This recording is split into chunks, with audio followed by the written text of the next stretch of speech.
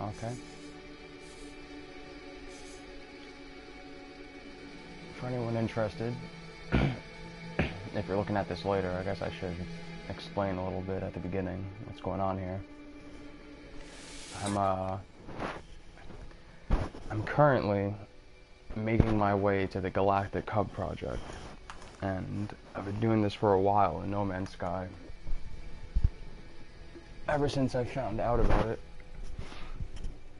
I've been slowly plotting my way there, and through the new update that was just released, I wound up getting lost in space and all the way on the other side of the galaxy from where I was originally. I was originally, I think a few hundred jumps out. Maybe like 200, I think. Maybe less. But, basically, after that, I found a black hole. And on the first jump, I was able to make my way back to the hub within 30 jumps. All right.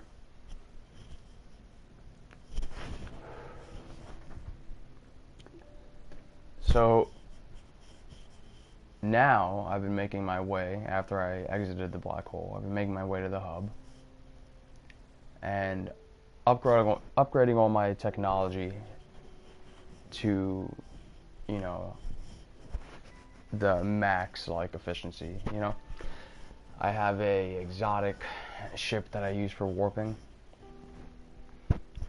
that I completely upgraded the hyperdrive on.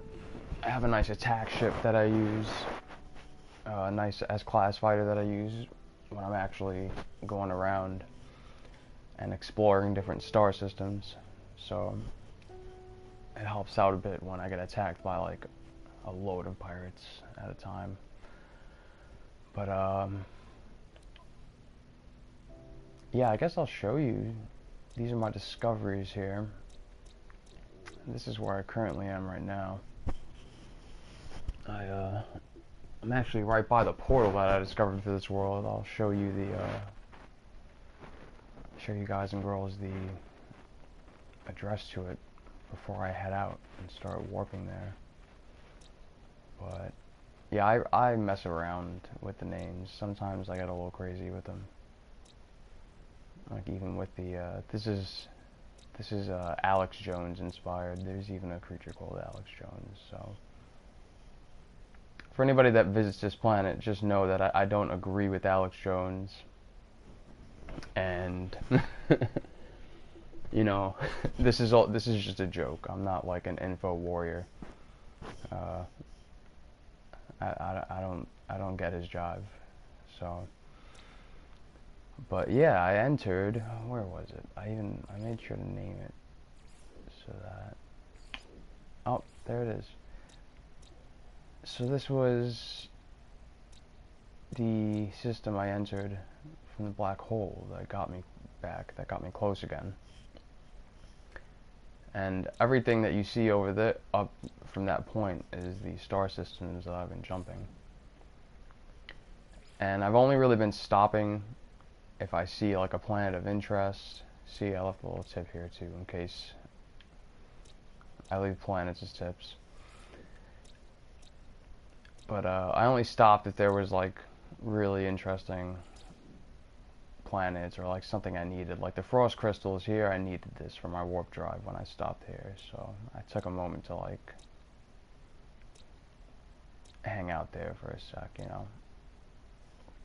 And I've been refueling with my base. My base is full of a lot of nice natural resources on the planet, so that's also been making things a lot easier. But basically, what we got here, this planet that I'm on is insane. The Sentinels will attack you on sight. I set up a little signal booster and a save point here. This is my S-class fighter. See, I didn't focus on getting an alternate weapon. I focused mainly on powering up the main weapon. I felt like it'd be better. You know, I upgraded the boost for quick travel. These are the warp cells that I'm gonna use, that I've been making to actually get there. So that's pretty cool. I could warp a max of about 1,300 light years with my warp ship. But yeah, so basically, if anyone wants to visit this planet, it's pretty insane. Yeah, and I use a blaze javelin. I'm trying to upgrade it. I'm trying to find the upgrades for it. Oh, that was nice. That was usually... usually they're right on you. So this is the portal to this world. It's pretty cool. Look, see, there's one already. And he's probably going to attack me the moment he notices, hey, look, there's somebody over there I need to just bother for no reason. But here, check this out. Anyone who's interested in visiting this world, there's gravitino balls, there's star bulbs, and it's pretty cool. It's a nice world if you want to challenge yourself, and like, if you're trying to farm zinc and get, like, you know, things from sentinels, like items like that, it's definitely going to be a good world to visit. If you don't have one, like, in your immediate vicinity, and, like, you know, you've got a portal nearby in your base or something, you know, you can come here if you want to up the ante a little bit, if you want to get into some serious fights. But yeah, this is the address. So if you need to pause it, take a screenshot or something, whatever you need to do. Look, you see what I mean? This fucking, he's right after me already. Yep. See, that's yeah. That's when you leave. Oh. Oh shit. Suck. Was currently smoking a cigarette at the same time as doing that. You know. The moral to that story being don't smoke. Don't smoke cigarettes. Or smoke cigarettes if you want, but just know that if you smoke while playing video games, it's going to impede your ability to do stuff.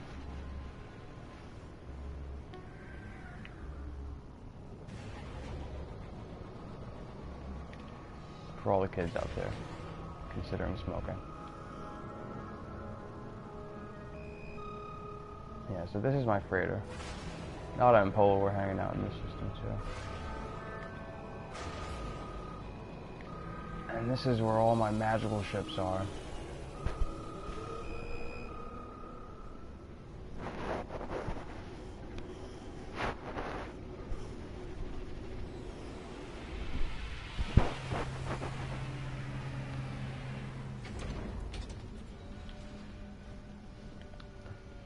This is my science vessel.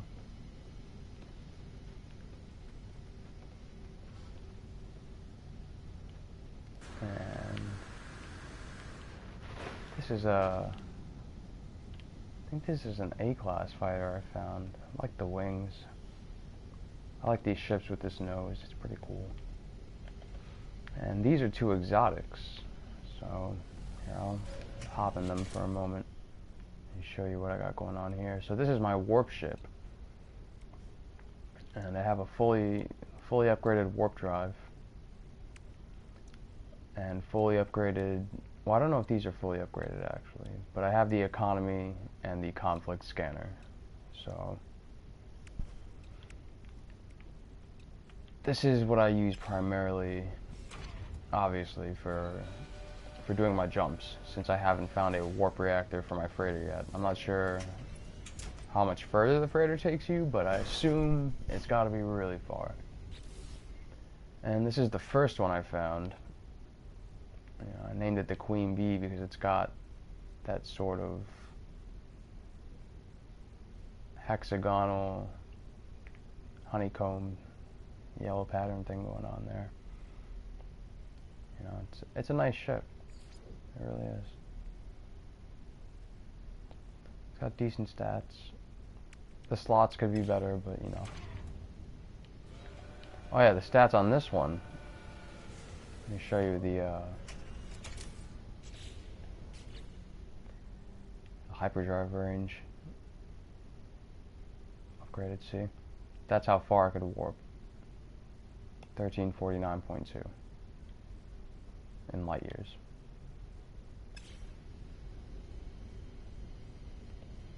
Or whatever. Whatever unit they use.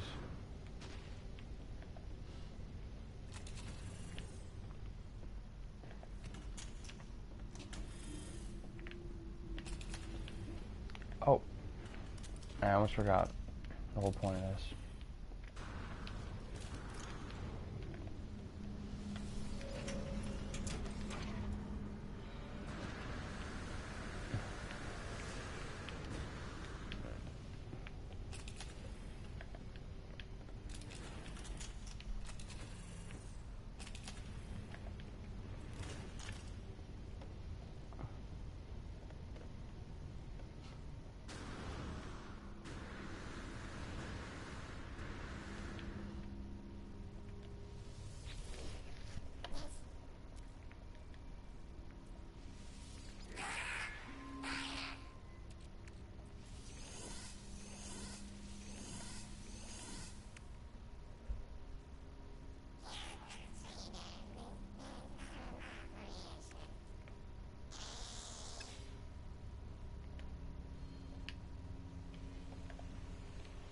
I'm gonna switch them over that way.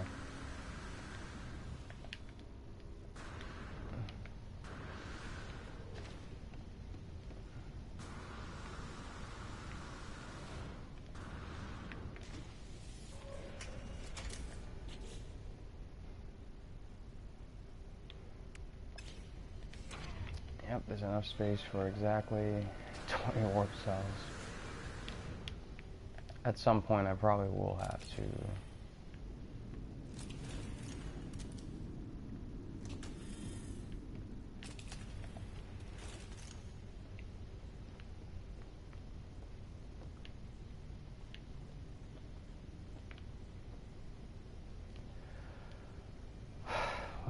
one sec, I just need to do something IRL really quick.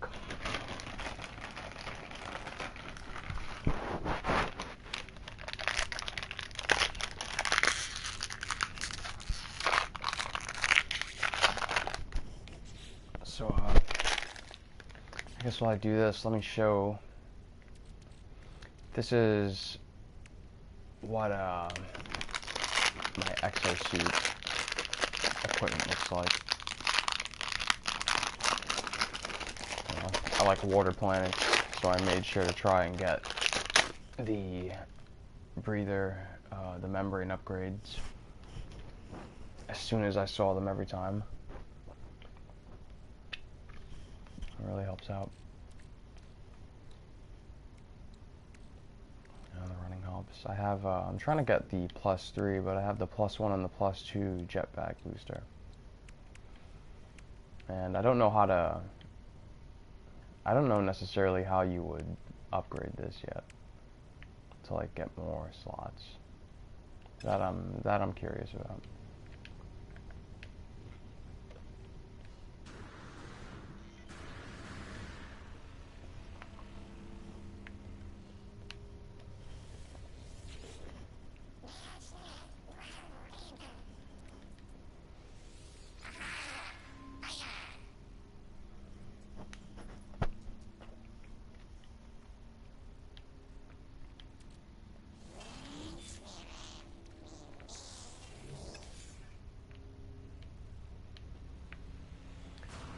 I'm guessing that should be enough. It's probably overkill. I probably just brought way too many warp cells. Not way too many. I mean, you can never have enough, but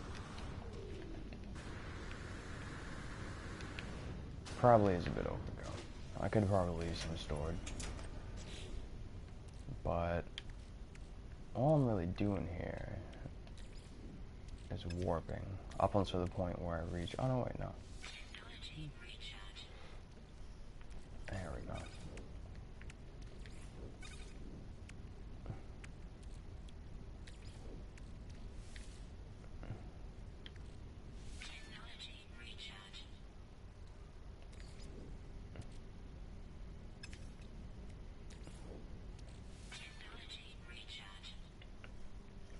just in case.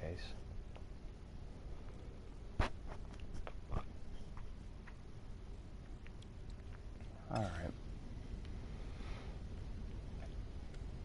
So from this point, well, I guess it's, before I actually start warping, it might not be a bad idea to show people my farm that I run on my freighter here.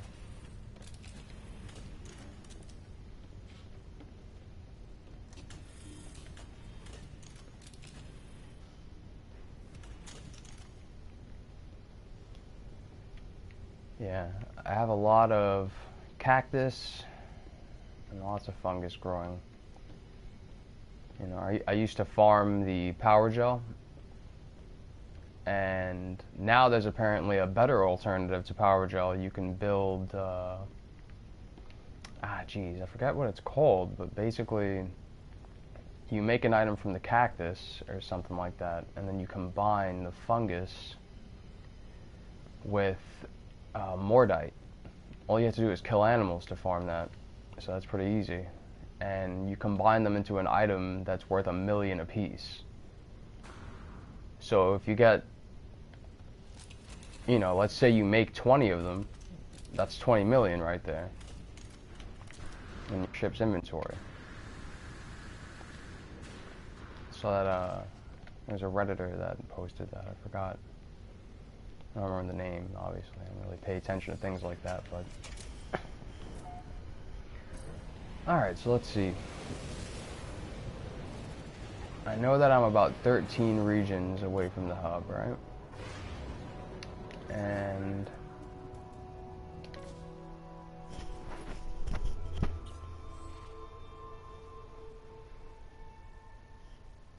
right now, I named this system the hub path.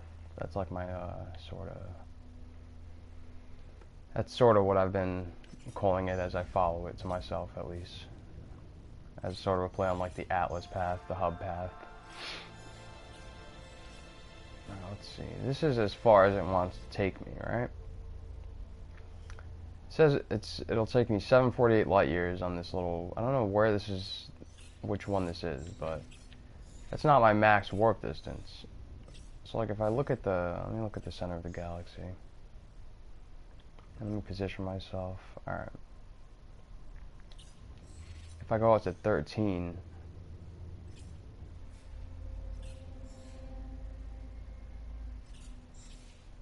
that'll get me the furthest distance.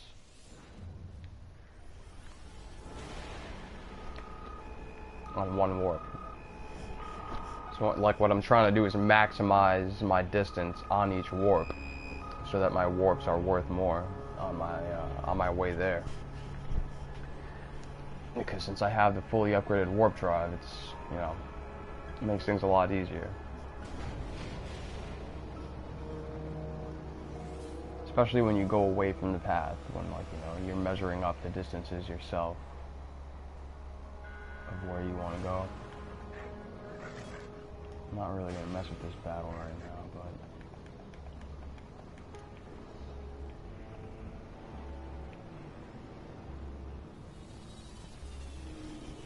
what I do like to do is check what technology each station has, because if there's something I can get from my my multi-tool, my javelin, then I want to get that for sure. And like, what I'll do is I do a sort of, I saw it on a YouTube video a while ago, where you take your ship. It's good to have like a fighter ship with upgraded weapons, and you take that and you wait for ships to enter the space station while you're waiting outside.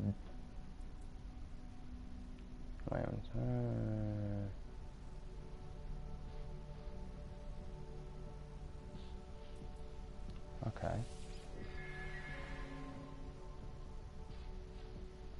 Oh, fuck yourself. God damn it. What do you got?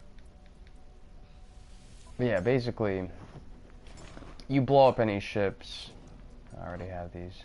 you blow up any ships that are landing inside the hangar from outside, and that helps you get nanite clusters faster.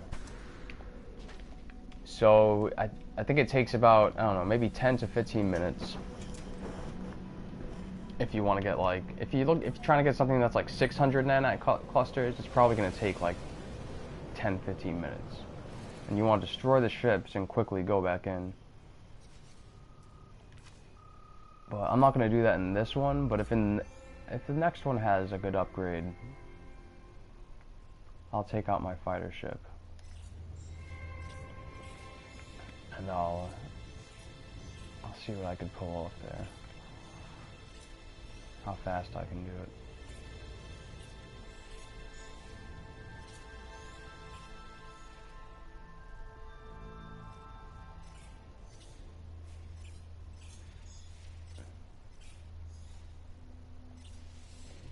Yeah.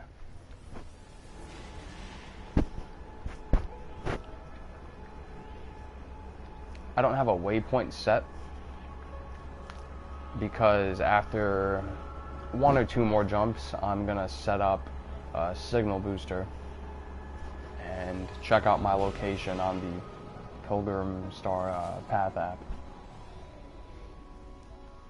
I'll just put my coordinates into that.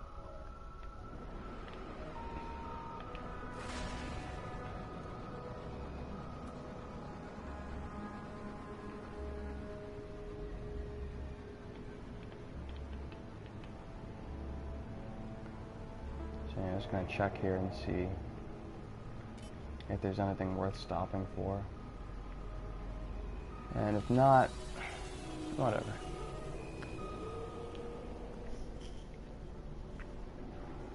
I'll go somewhere else.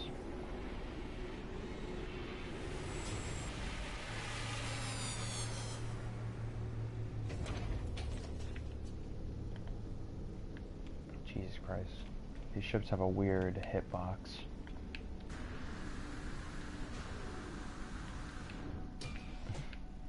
Alright, let's see.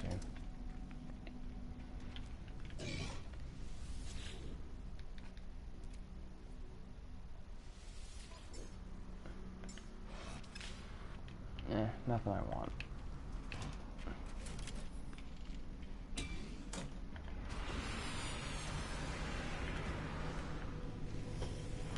Ship is so cool. And the wings, let me show you.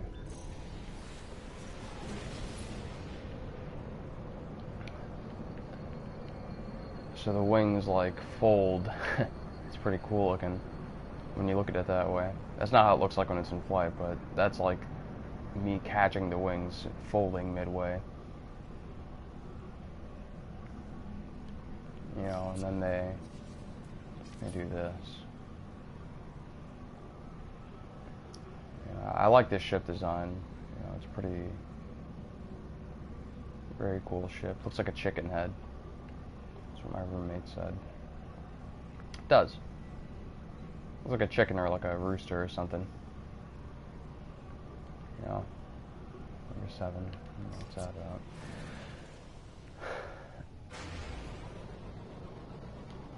Can I build the? So wait, this is what my multi-tool looks like. Let's see. Oh, all I need is iridium, huh? I think I might actually have some. I'll do a few more jumps and then we'll see.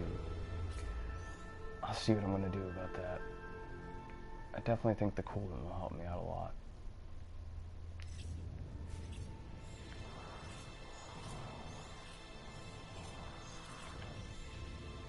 Oof, went too far.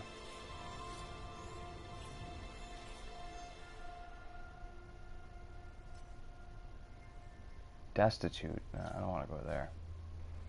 Mass production, sustainable.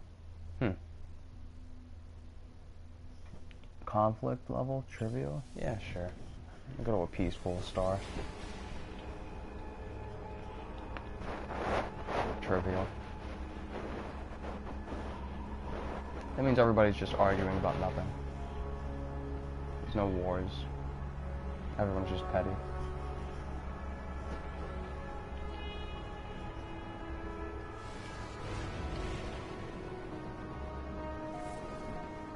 That's a nice looking system.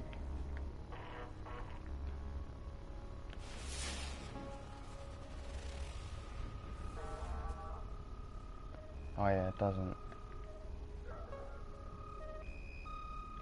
I didn't come here for the planets.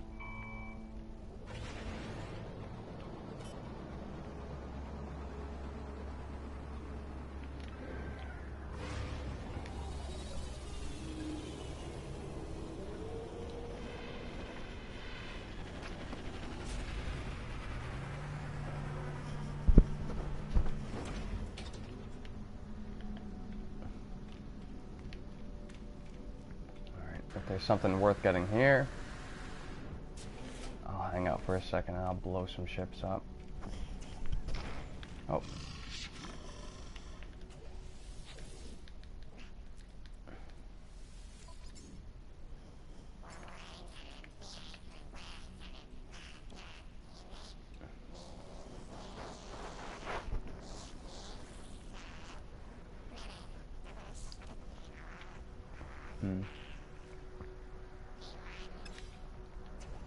Maybe I should.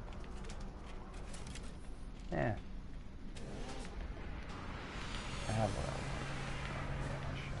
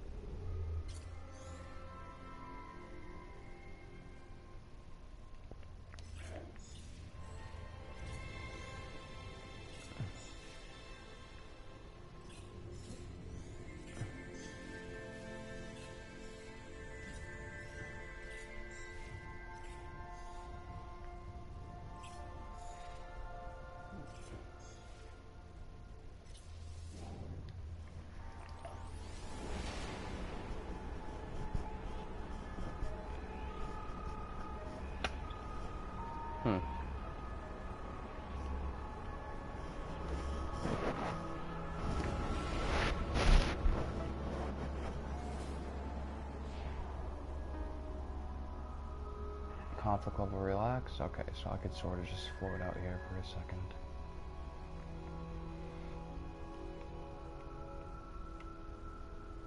Oh, and there's a lot of ships, so if there is something here that's actually good, maybe.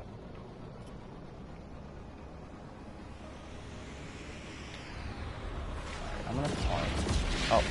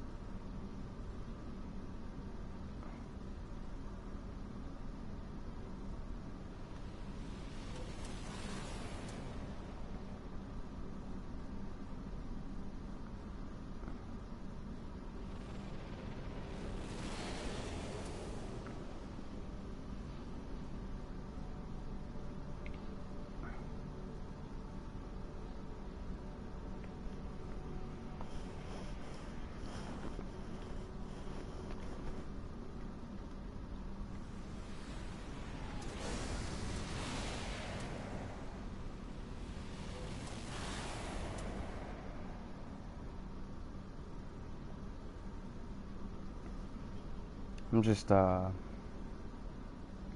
actually just gonna link this stream to the hub just in case anyone is there and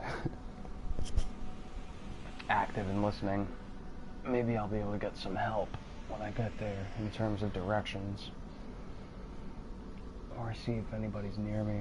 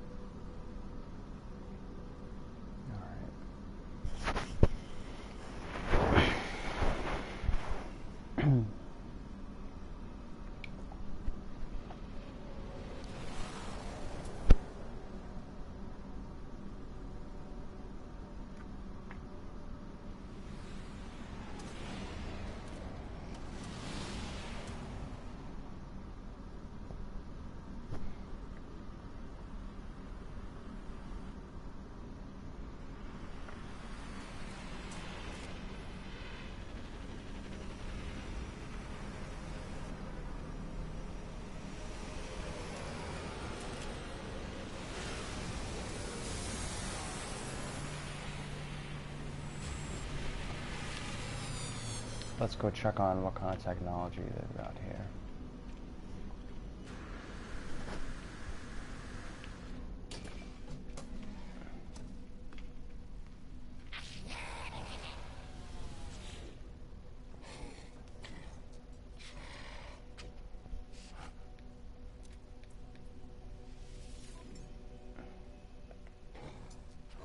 Hey,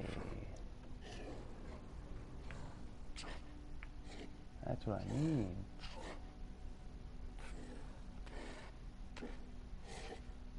$360? Alright. That's perfect. Oh, what am I doing? I don't have the... Whoa, I was totally going the right way.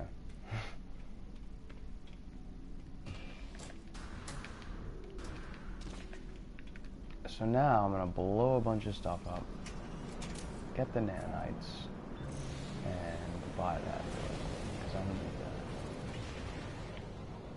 There's a ship right in there.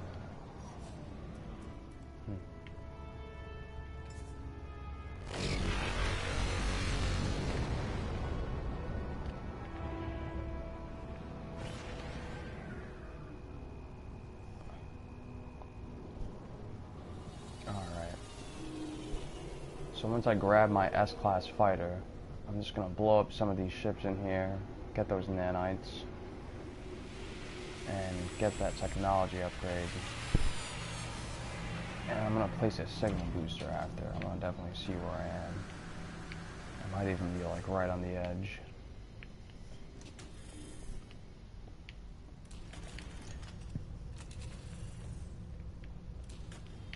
Oh yeah, what am I doing?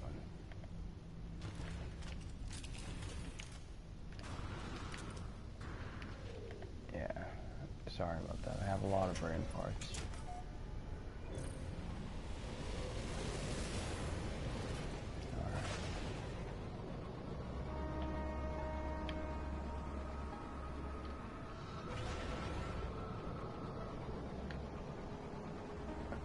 So this is a fun little trick. This is the trick I wanted to show you, and I finally have a chance, so. And what's cool is that for some reason in this system, there's a ship right clogged up right there that I could perfectly target.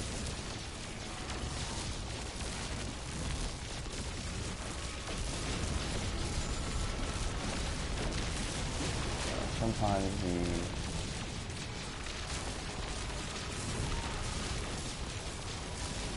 you gotta re-aim it a bit sometimes.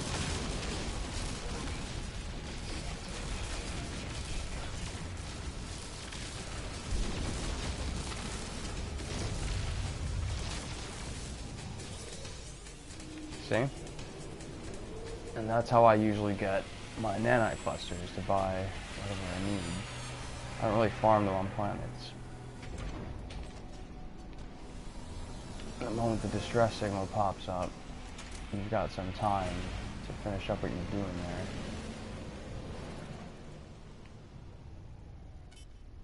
there. And see, rinse and repeat.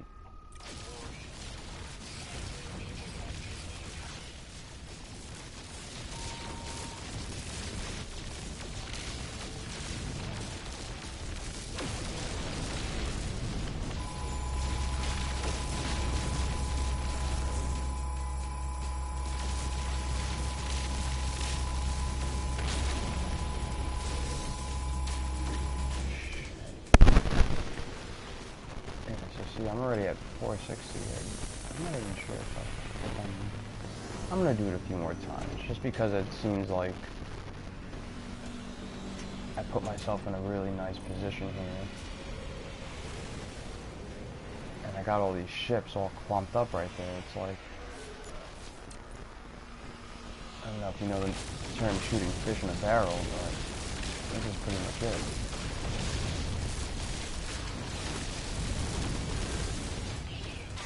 Oh man, what the heck? There we go. What am I doing? Yeah, it's the shield thing.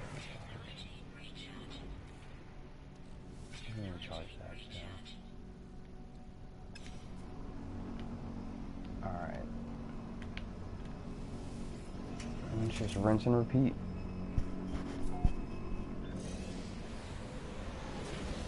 That last one actually gave me a lot of nanites. Like, I don't know what's going on here. I can't tell if it's like there's a spawn point that's glitched in there.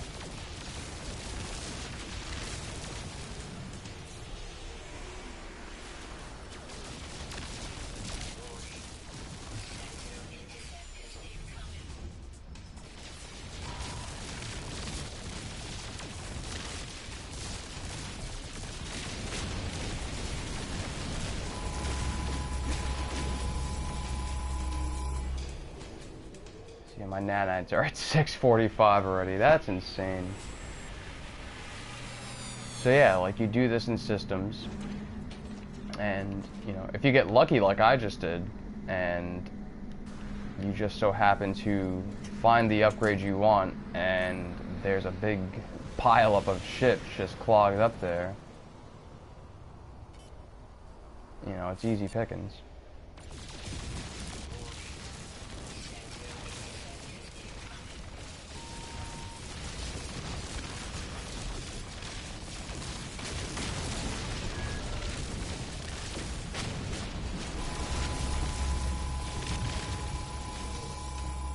Wow, that's great.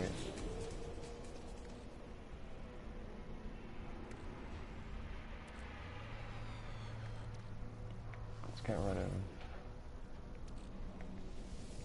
some of this, because I'm just going to keep getting it. And I'd rather that fill up with nanite clusters than anything.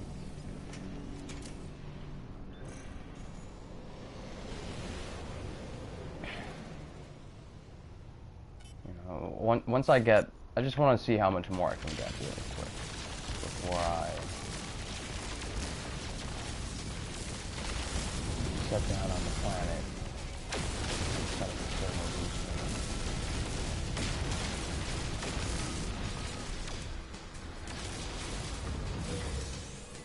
Wow, that's insane. Alright, so yeah, I definitely want to take advantage of this for the moment that I'm doing this.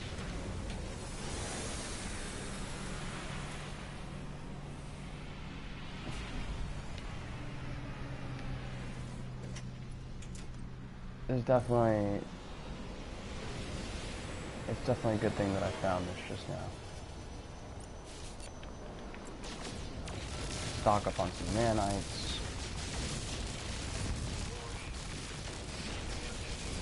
You see, like, they're all exploding. It's so weird. They're all exploding inside, like, together.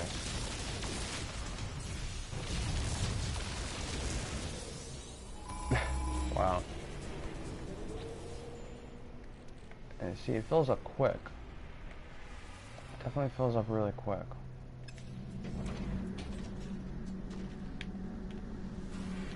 Yeah, definitely try to find yourself in a situation like this.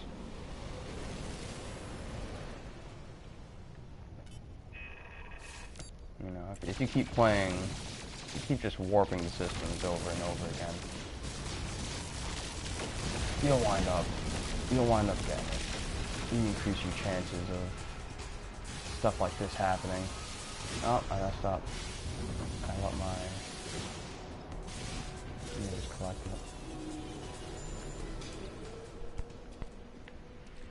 See, so I'm at 940 nanite clusters, and it hasn't even been 10 minutes yet, and I'm at 900. I'm almost at 1,000 nanite clusters.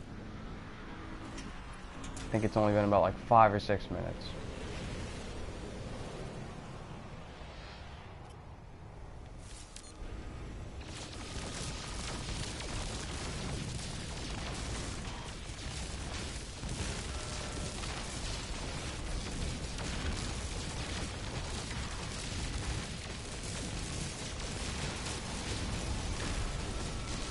Trying to really decimate them before everything.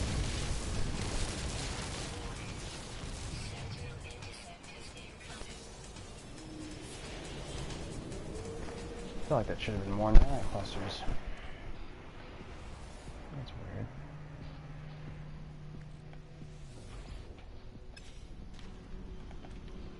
I forgot, I had these gravitino balls. I forgot what I needed them for. had to be something important.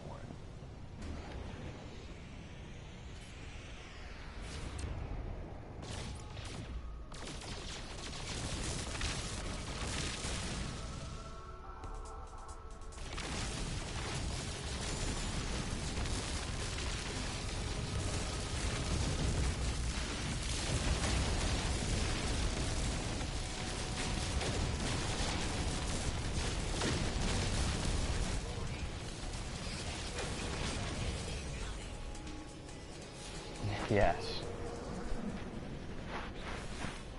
That's the kind of holes I want.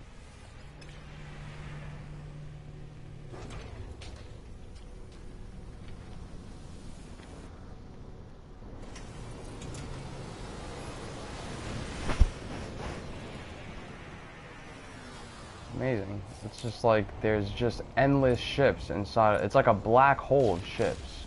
That's what's happening there. There's like, and there's no event horizon either. You just see the singularity.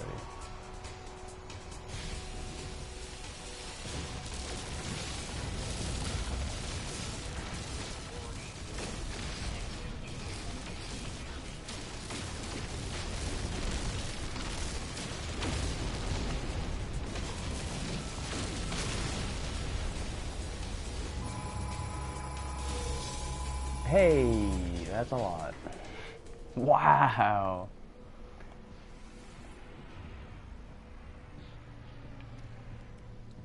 Oh man, that's crazy.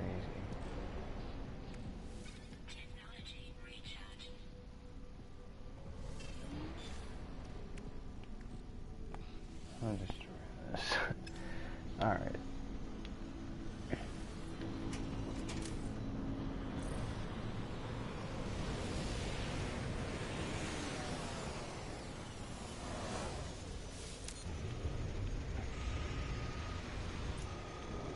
See, this is how you get rich in nanite clusters.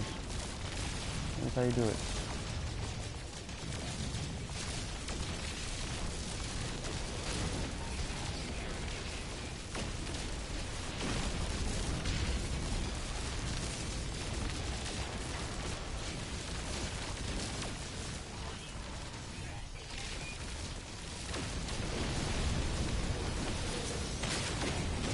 There we go.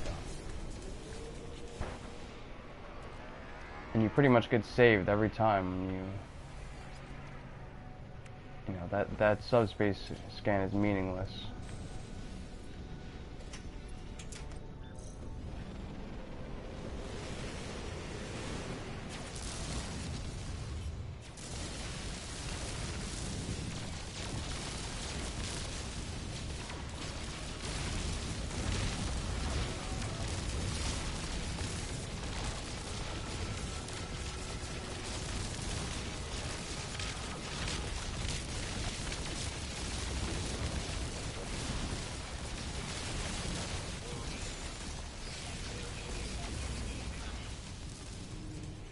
Strange. None of them were destroyed that time. There's definitely a lot of them, I guess.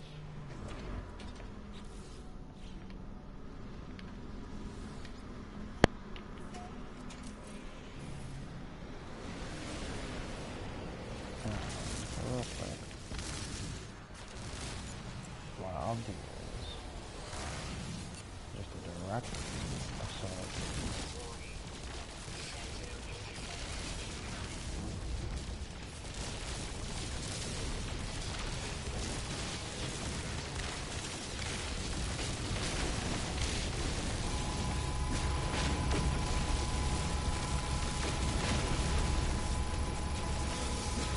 There we go.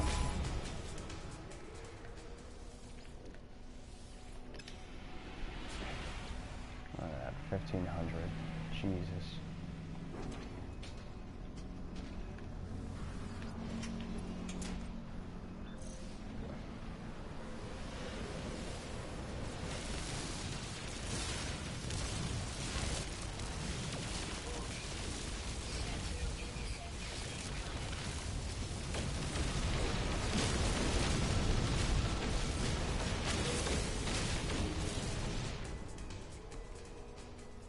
Okay. That was pretty rough.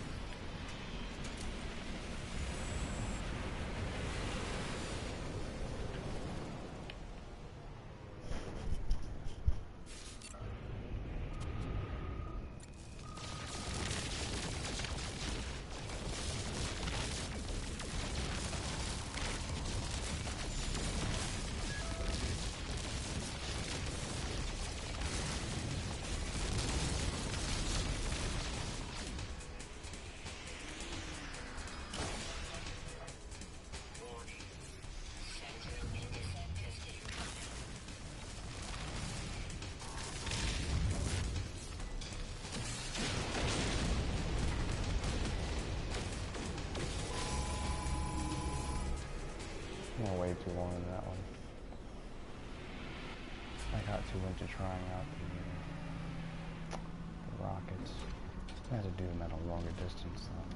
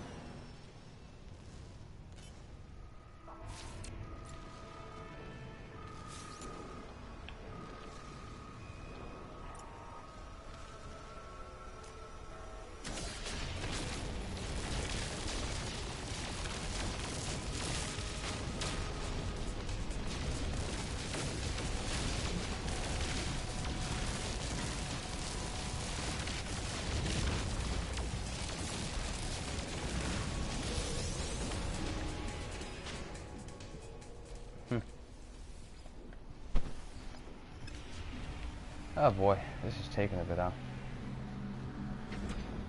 Alright. Alright, so when I hit 2,000, I'm gonna resume my actual mission.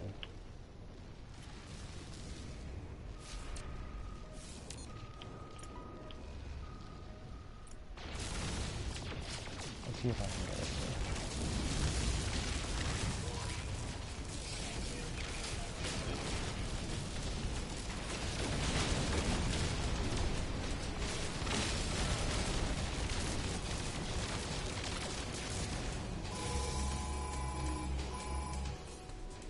There we go.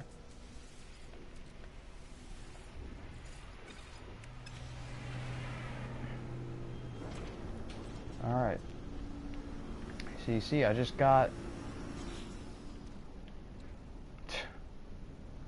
I have 2,000 nanite clusters, and it took me less than 10 minutes to do that.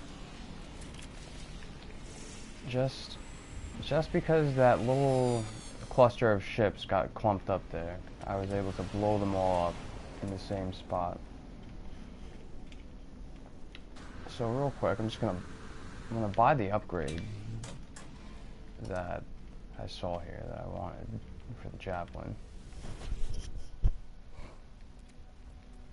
And then I'm gonna get back on my path to figuring out where I am and where to jump next.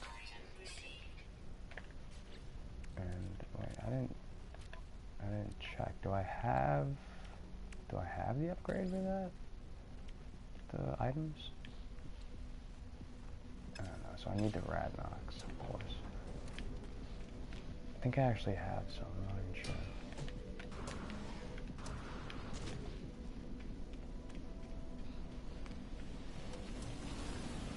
Alright.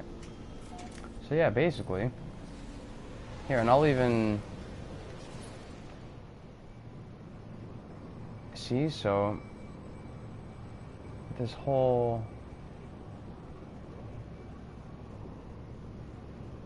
It's just a bunch of ships clumped up. And you could just keep shooting it. You can keep shooting this, getting the items, going back in when the distress signal is ready, coming back out, just rinse and repeat. It's a really simple, easy way. Like, when you find this, take advantage of it. Seriously, take like, you know, sit down for like 10 minutes and just see how many nanite clusters you can get. You'll see what I mean. I mean, if you haven't already seen it in the video.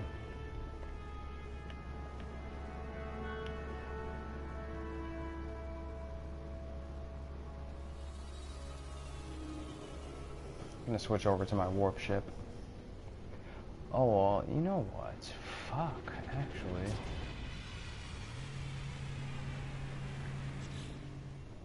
How much thruster fuel is in here? Alright, I'm actually gonna have to land and get my coordinates really quick.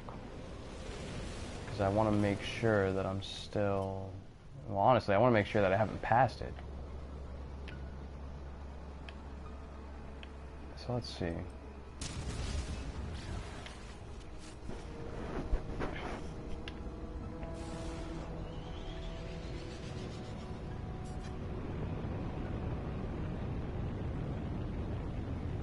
This little map in the middle is so useful.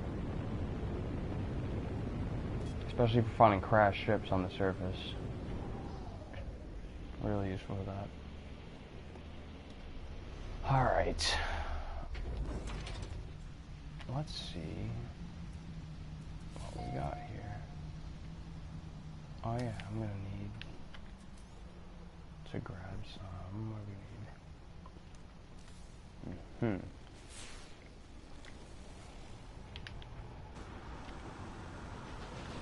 Close.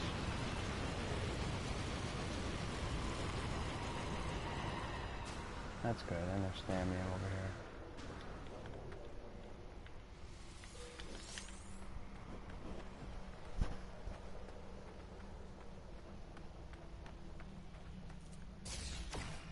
Yep.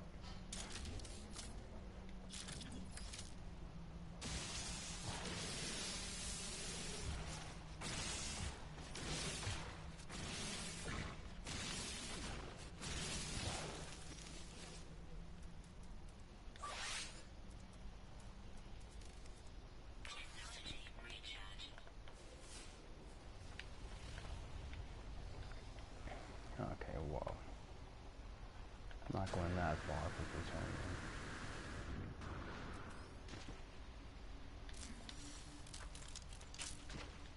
Alright. So I just need a moment to plug this in and see exactly where I am.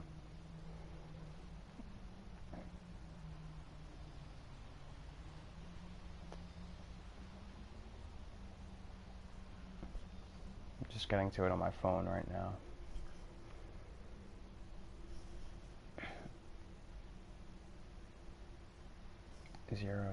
C1. See, I think that's originally the area that I was in. Or that number sequence did appear there. Alright, so...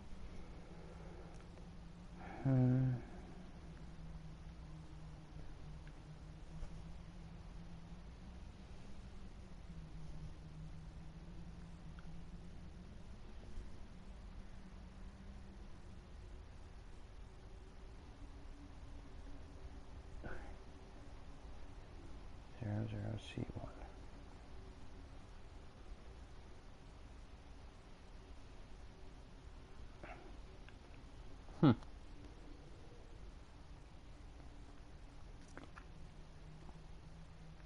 Wow. So it's saying I'm 10 jumps away. So if I... 1,600 light years. Alright. There is about to be a sequence of jumps, and I am not stopping for items. I'm not going to stop to see what technology there is, because it's 57 minutes into this stream, and I want to see some results. So from this point forward, I'm warping until that's it. Until I'm there. Where's my trusty ship? Oh.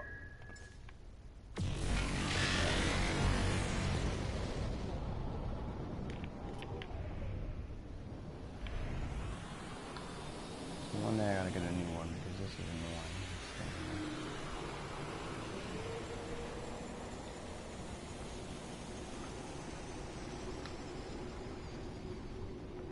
Alright.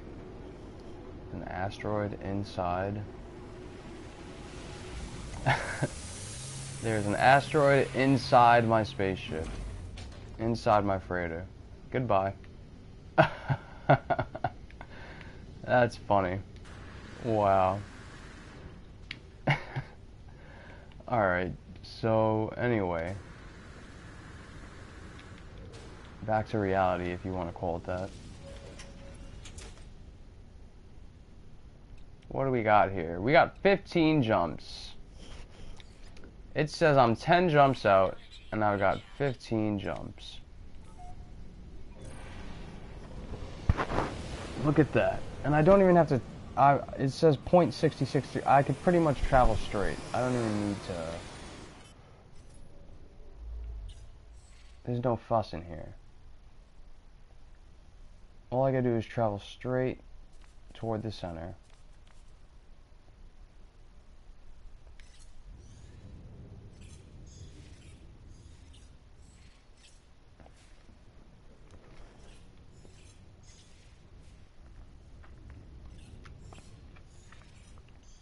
There we go. So that's where I'm maxing out, alright? Alright, so we got jump 1.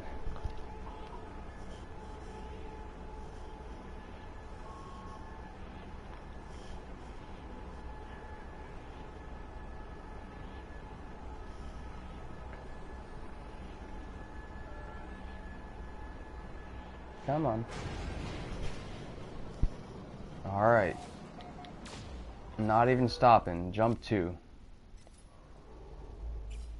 That's it.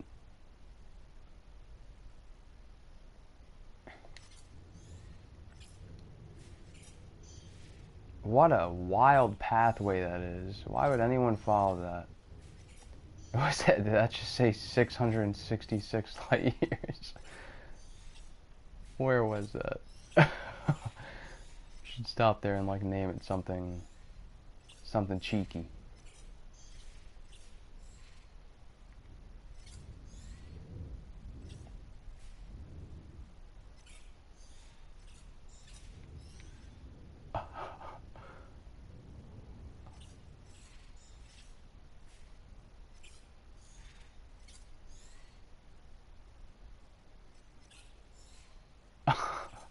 Where was it? Oh, God, I'm an idiot. I'm getting distracted by such stupid crap.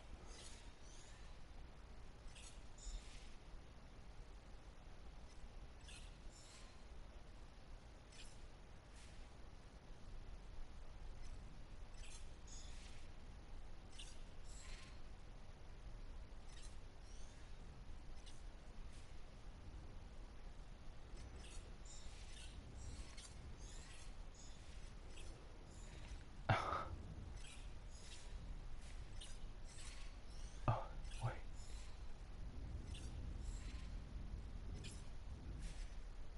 655? Wait, so...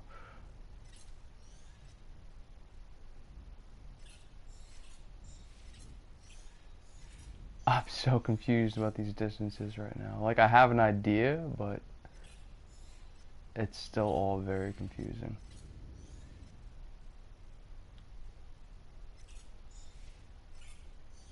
Like, I'm trying to narrow it down. So stupid. I'm trying to go out of my way to freaking...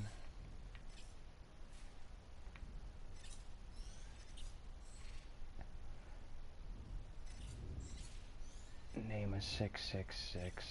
Frickin'. This is dumb. I don't want to do this right now. Let's just get to the center. What am I doing?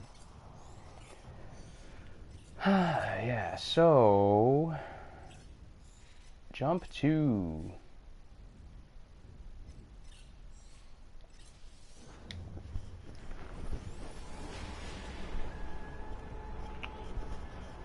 no stopping. Or just jump 3. Yeah, who cares?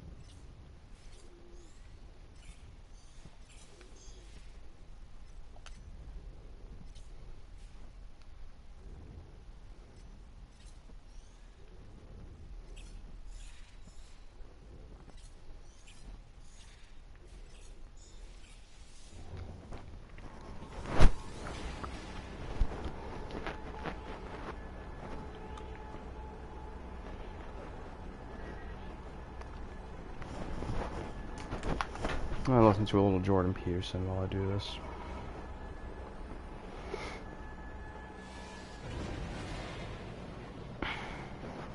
Seems you're not using your own words. You're the puppet. Oh. Hi there. This is my message to millennials about how to change the world. And I would say how to change the world properly.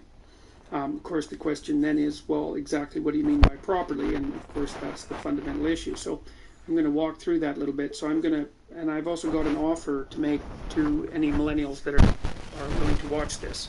So this was triggered in part by something I read recently by Jonathan Haidt. And Jonathan Haidt is the professor of ethical leadership at the NYU Stern School of Business. And he's been a very astute commentator recently on some of the political battles that have been going on in the social sciences, noting, for example, that there is very little political diversity in the views of social scientists, and perhaps even less on the part of the people in the humanities. And Haidt recently wrote something, which I'll put a link to in the description of this video, where he claimed that universities have to decide between social justice and truth. And on the side of truth, he puts a philosopher named John Stuart Mill, an English philosopher, who said, "He who knows only his side of the case knows little of that. His reasons may be good, and no one may have been able to refute them. But if he is equally unable to refute the reasons on the opposite side, if he does not so much as know what they are, he has no ground for preferring either opinion." And then he juxtaposes John Stuart Mill with Karl Marx, who said the philosophers have only interpreted the world in various ways. The point is to change it. He considers Marx the patron saint of social justice university, which is oriented around changing the world in part by overthrowing power structures and privilege. He sees political diversity as an obstacle to action.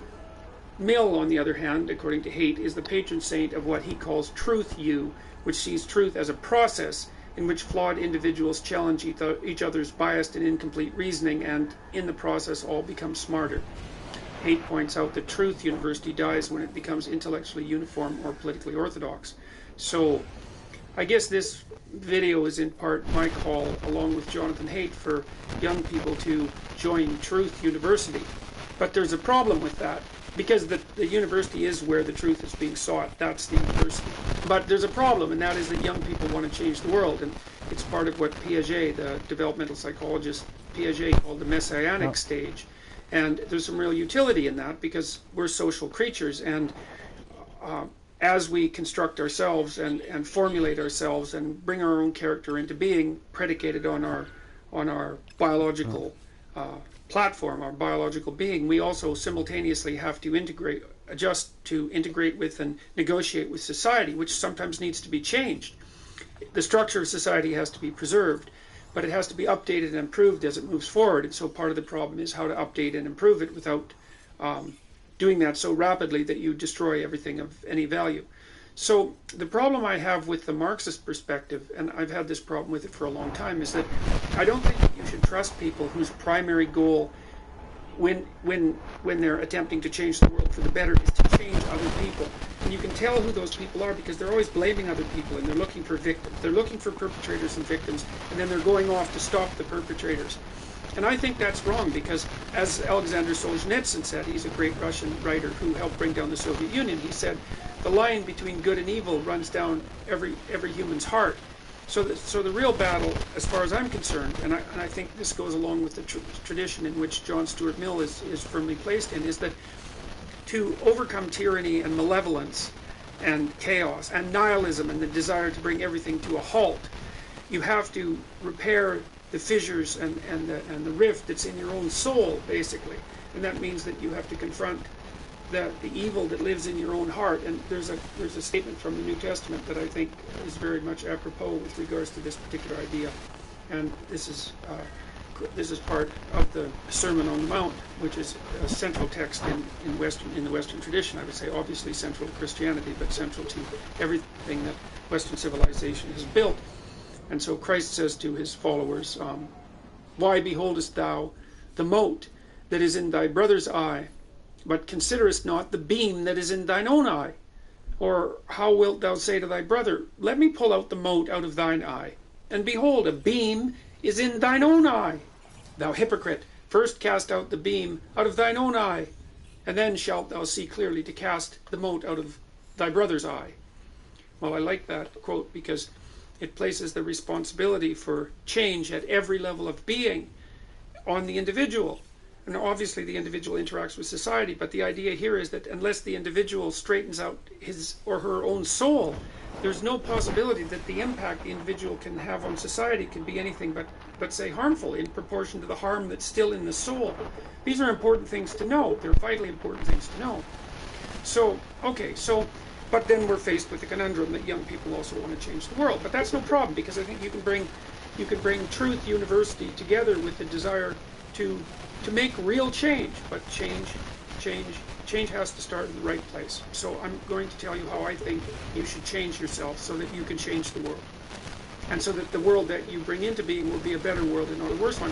Remember, you need to know about this. I think I got two more jumps. Marx brought into being in the 20th century killed more than 100 million people, say in China and Russia, the Soviet Union, and in places like Cambodia and Vietnam.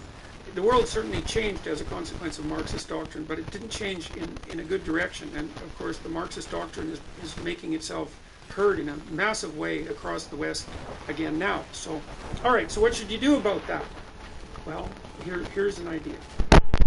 The first thing you have to do is orient yourself. Now, you probably have all watched Pinocchio, and Pinocchio is about how a marionette, someone whose strings are being pulled by forces beyond his comprehension. That's the situation of the undeveloped individual.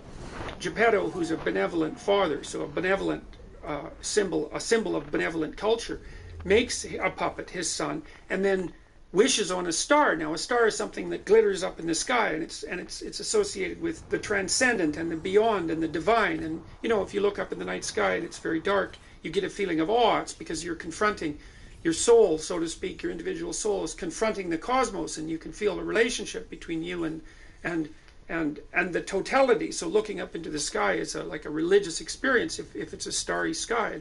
And to wish upon a star is to find a light that orients you like the North Star, and to pick the highest goal you can conceive of. And so that's what Geppetto does. He raises his eyes above his day-to-day concerns and tries to establish a relationship with the highest of all possible values.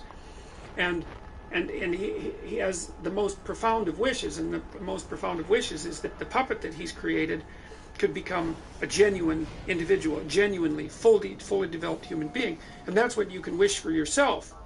You can wish and aim for that in yourself. And then, you see, that's how you deal with the suffering that's attendant on life, because life is suffering, and because life is very hard, and people get sick, and they become mentally ill, and and there's malevolence in the world, and there's tragedy, and so life is very, very hard. And if you're not properly oriented with regards to life, the fact that it's hard and the fact that it's full of suffering can warp and twist and bend you until you become murderous and resentful, and even go beyond murderous and resentment to wish for genocide, and even to wish for the destruction of everything. And so you have to learn how to strengthen yourself as an individual so that you can bear the burden of being without becoming corrupt. You have to decide that that is what you're aiming for, is that you want to become a fully developed human being and stop being a pathetic marionette whose strings are being pulled by horrible forces behind the scenes. So I would say to wish on a star is to aim at the highest good, and the question then is, well, what is the good? Well, we can answer that in two ways. We could say that the good is the opposite of evil, and I can tell you what evil is. Evil is the conscious desire to produce suffering where suffering is not necessary. And so if you read about what happened in the Nazi concentration camps, for example, or in the Russian concentration camps during the time of the Soviet Union, you get a good flavor for what constitutes evil. And evil is the desire to exploit the vulnerability of other people, to self-consciously exploit the vulnerability of other people, and to elevate their suffering beyond their or anyone's ability to tolerate. And so the good is the opposite of that, whatever the opposite of that is. The good is harder to get a handle on, but here's one hint, and I got this from reading Jean Piaget, partly, who's a developmental psychologist. And Piaget talked about the equilibrated state, and an equilibrated state is like a game that children play, where every child wants to play the game. You have a little social group, and that's the children's play group, and you have the individuals within it, those are the individual children, and the structure is the game. And it's a good game if everyone wants to play it. And Piaget noted that a game like that will outperform a game that people have to be tyrannized to play, because it doesn't require any enforcement cost. And so I've sort of developed the idea of an equilibrated state to think that if you're aiming at the good, then you want what's good for you. And I mean good for you as if you were taking care of yourself and were good to yourself, or were treating yourself like someone you loved, that was good for you in a way that would also be good for your family. And then it would be good for you and your family in a way that was also good for society.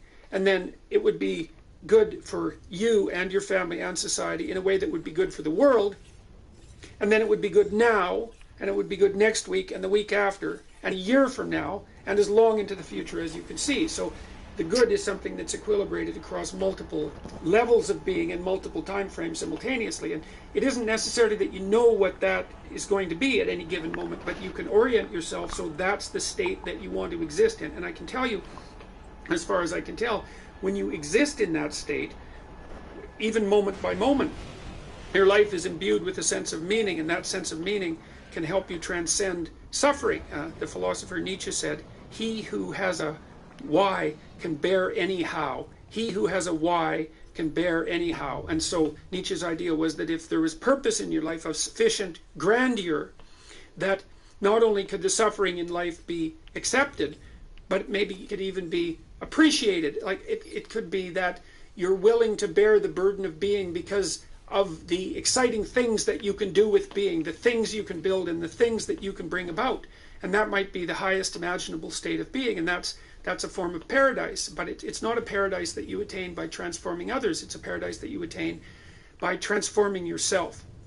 And that's a very difficult thing to do, and it's a very frightening thing to do, because it means that you're retooling your soul, and that's a job for that's the job for a forthright and honorable person. And it's an exciting enough task so that it will keep you occupied for the rest of your life, and then magical things will happen to you while you're doing it.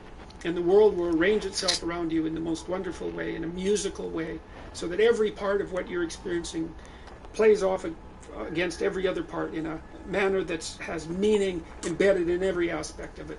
And you experience that, by the way. You experience that when you listen to a piece of music that you love. Music represents that, and that's why music nourishes the soul, why it's the highest form of art, at least in my opinion. So you have to live your life as if being is a symphony, and you're playing your instrumental part.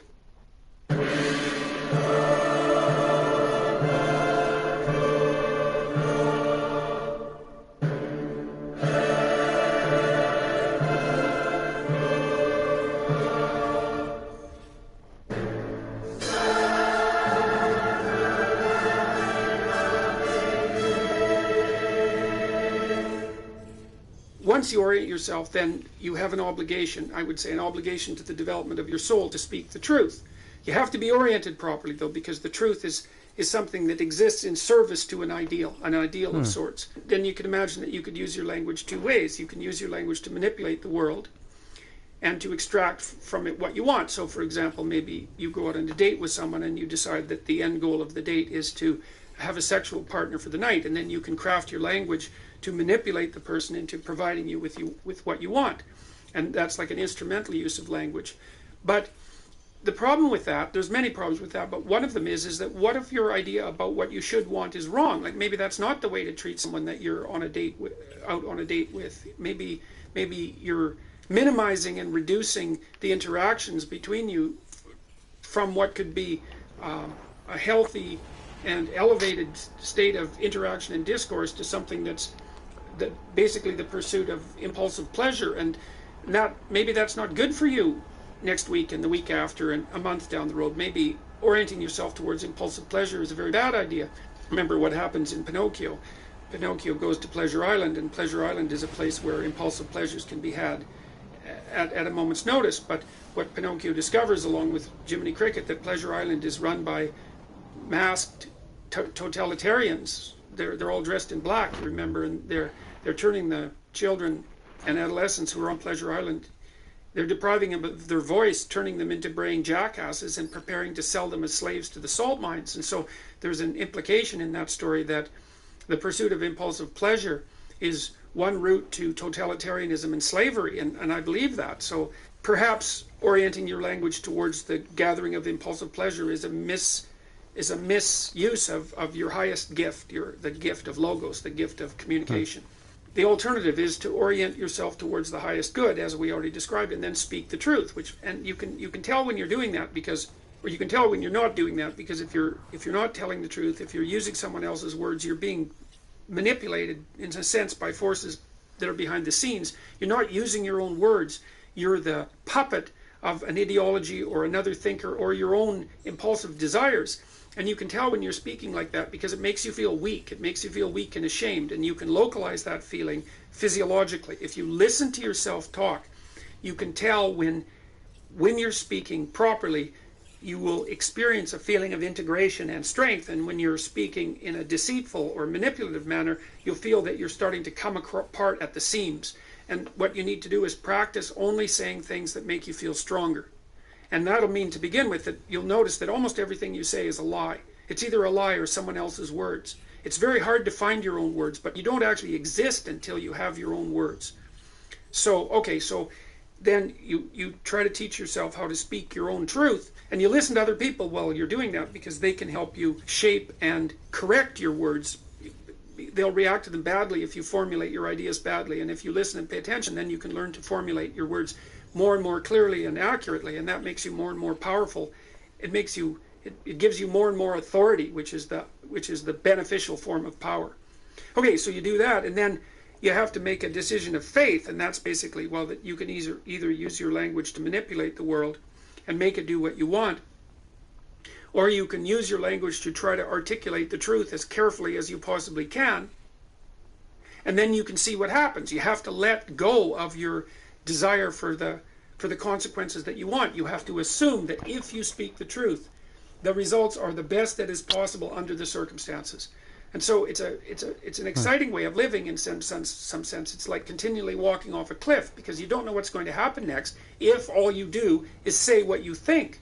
And maybe you're at work and you say what you think and you get fired, and you think, oh my God, that's a terrible catastrophe. But maybe it's not, because maybe if you're working somewhere and you have to lie to maintain your job, maybe you shouldn't be there. Maybe it's deadening your soul and damaging you in some permanent manner and making you corrupt. And so you have to orient yourself. You have to speak the truth as carefully as you can. You have to listen to others so that you correct your speech. And then you have to allow the consequences that ensue to unfold as they will. That's the ultimate act of faith, I would say. And that's what you do if you belong to Truth University.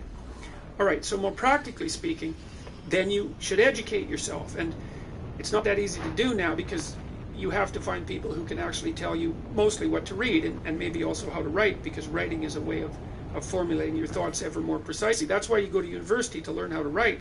If you know how to write, you can think if you can think and speak and communicate in writing, you're unbelievably powerful in the authority manner, because arguments move the world forward, and if your arguments are tight and well constructed and lucid and well edited and carefully thought through, and you have 5 rationales for everything that you're doing, which is what happens if you learn to write properly, then you're like a force of nature, man. No one can take you down.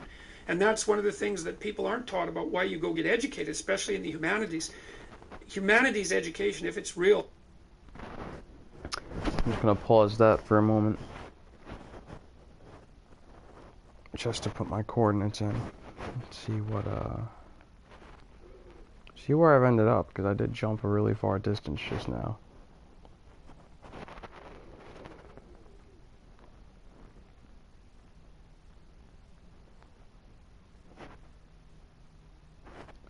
Zero D 6 8 0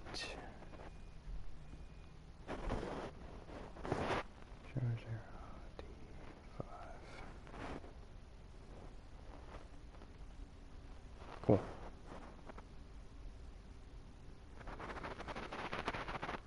What? 700 light years?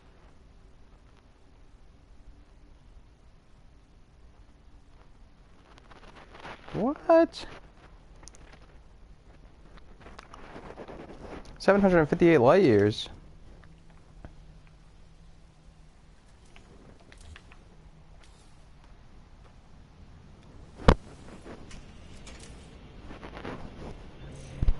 Alright, so if I travel 758 light years,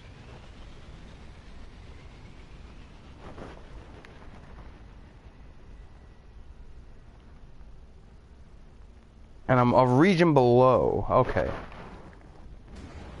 Good to know. I'm a region below at 754 light years distance. So that means I'm right next to this thing. Let me see, what is the angle? Alright, so the angle, this is the basic angle they want me to travel in, right?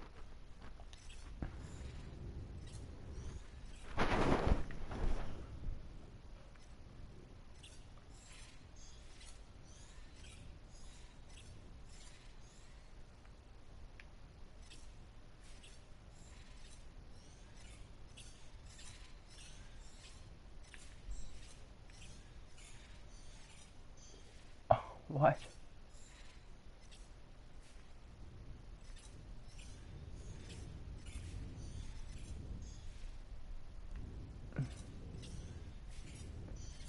Could a region below mean...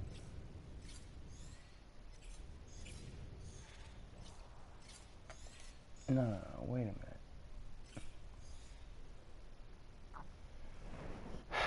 If I'm near it, that means I'll be able to see the tree.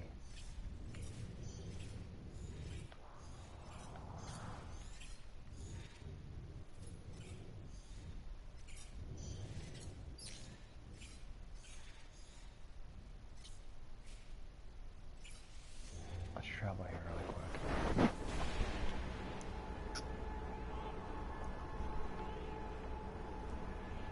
I'm gonna need a cigarette for this one. I'll put my brains in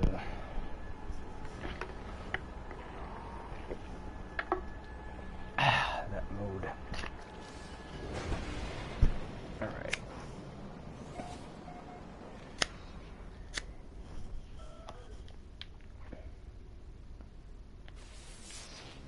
Perfect. Love landing right next to a planet.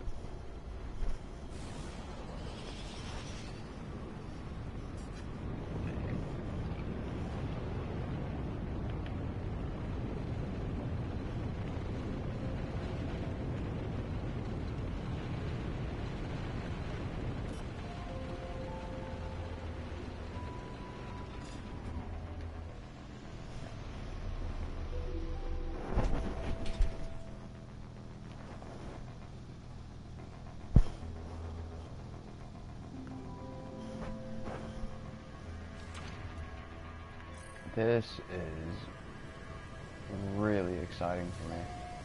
I'm not gonna lie.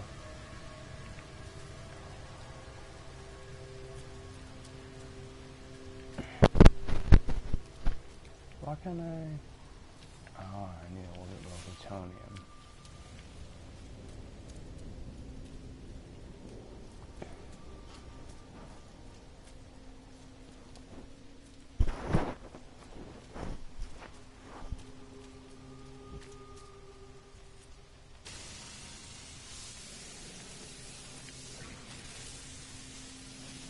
Alright, let's build this bad boy.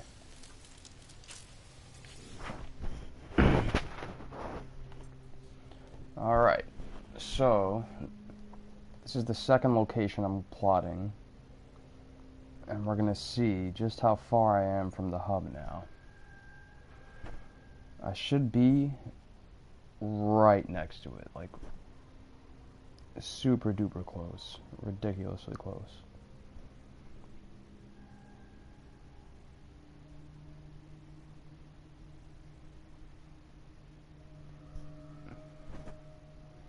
Zero D66.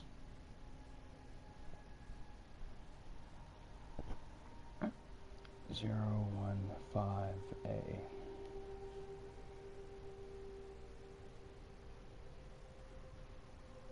I'm a region above now. Interesting. And I'm still 757 light years.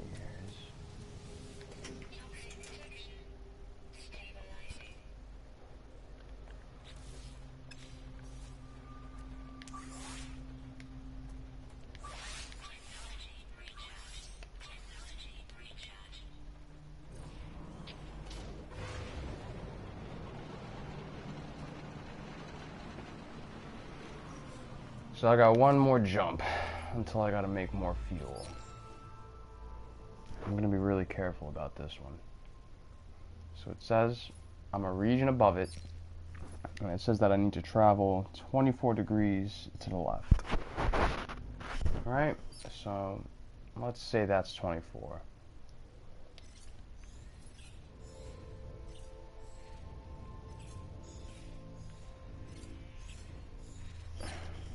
You know what?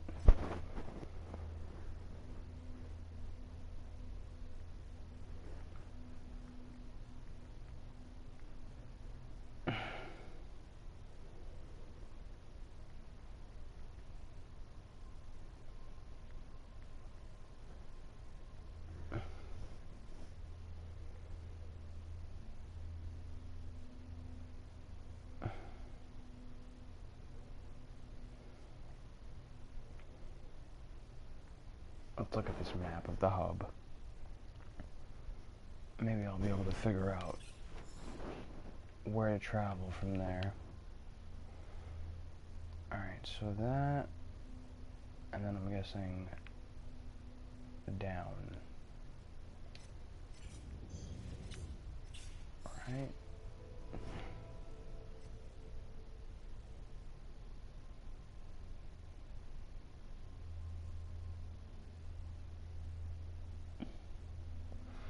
Let's check out this map.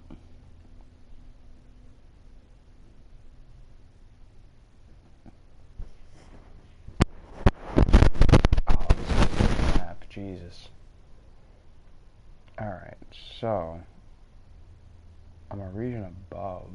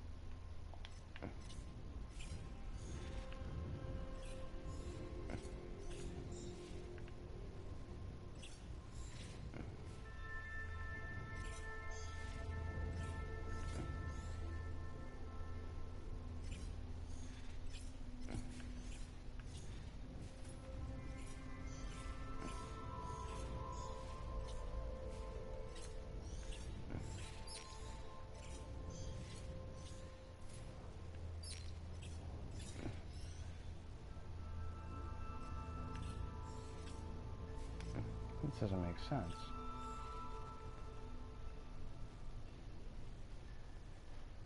If I'm just a region above it.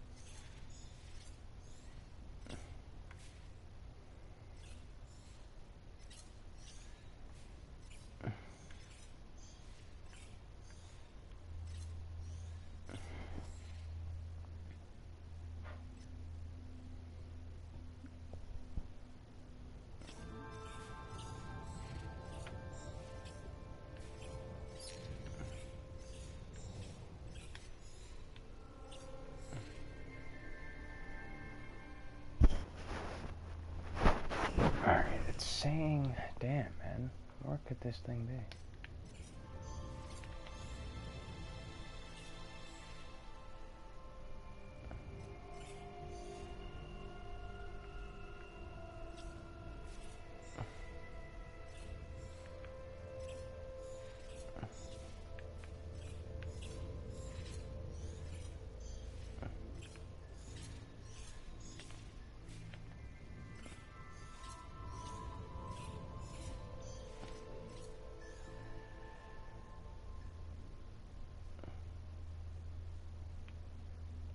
There's got to be some sort of contact that's been made nearby.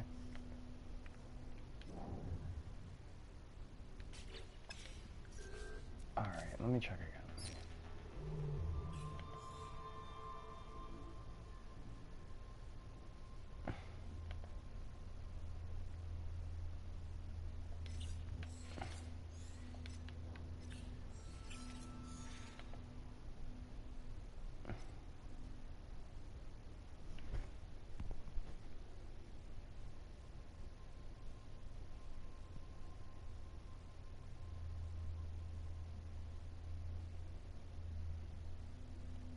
So strange. I'm looking at the map, but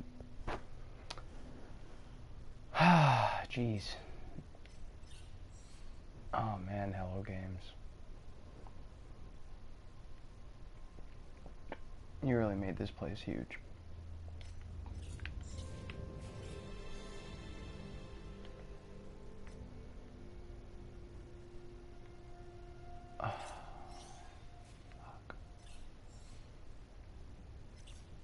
See, this arm place is the only place nearby.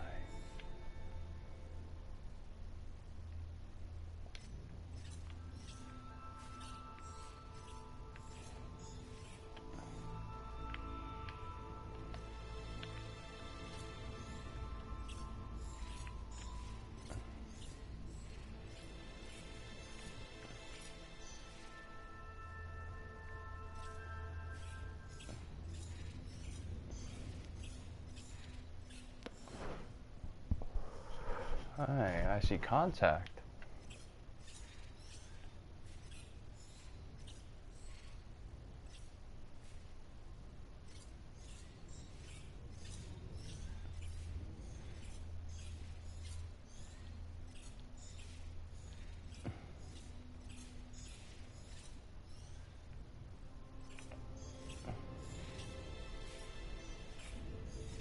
Uh-huh.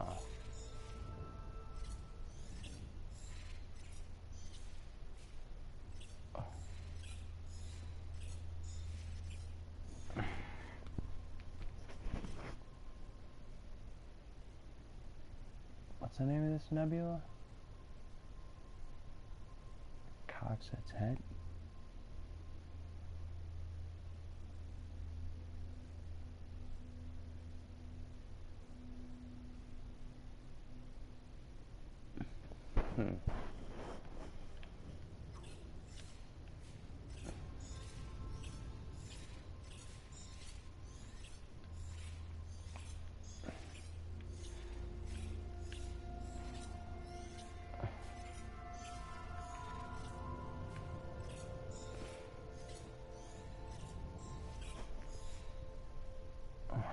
Huh.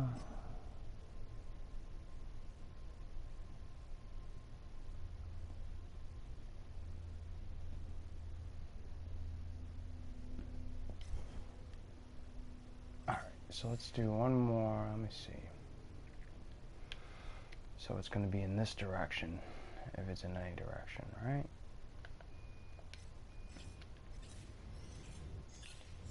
Alright, so I'm going to try to not even...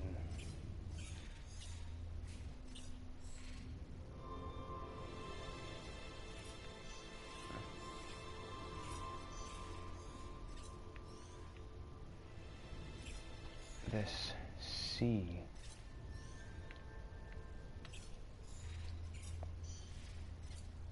Wasn't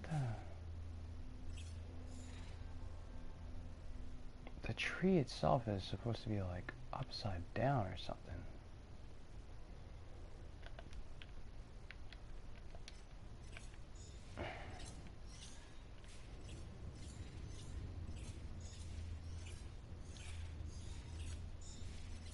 I'm seeing a lot of contact.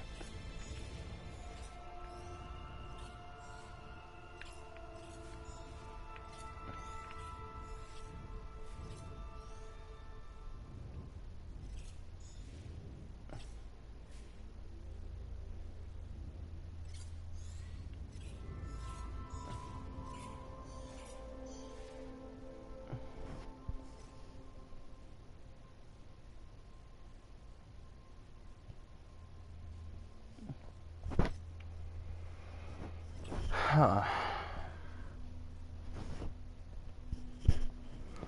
I gotta tell you, I'm at a loss here.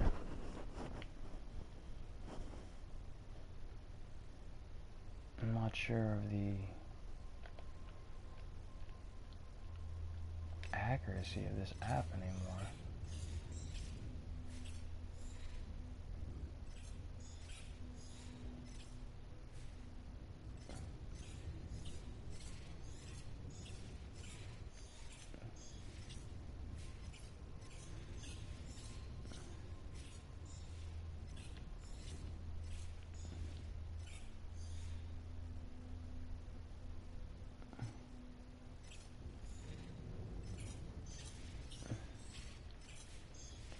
Alright, so it said...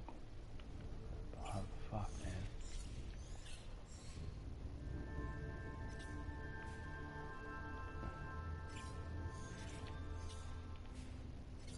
It seems like this arm of fucking whatever this is the only way.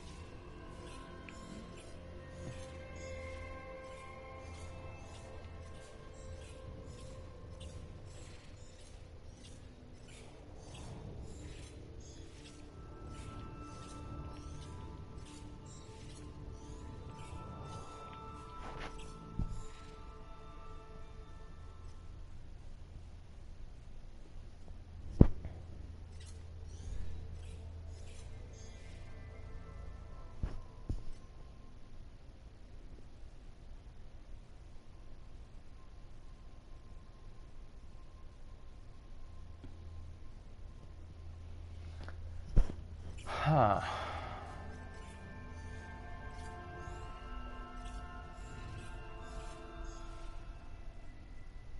But then when I get here is when I really see.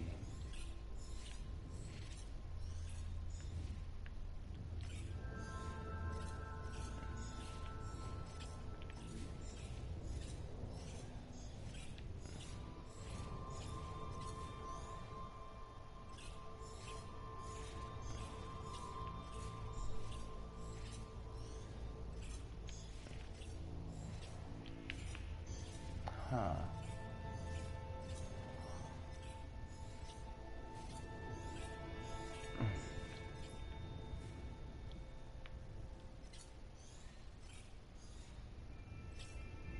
Oh, fuck it, man.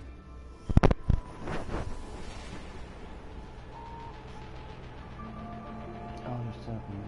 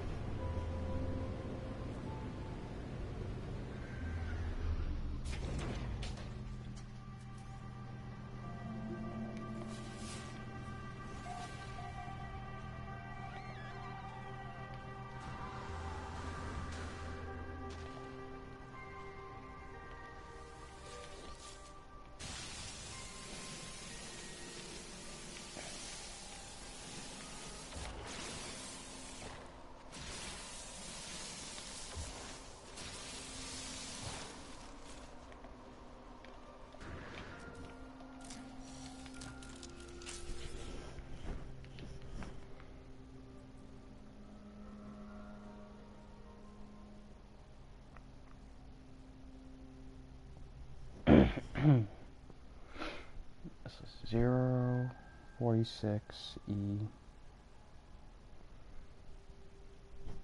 Yeah, 0082. Not much has changed there. 0D65. And what's the final one? 000. Okay.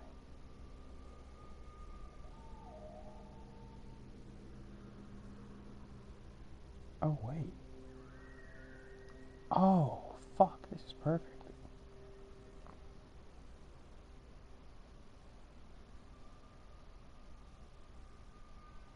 I'm still a region above. That means it's directly... Damn, it's directly below me.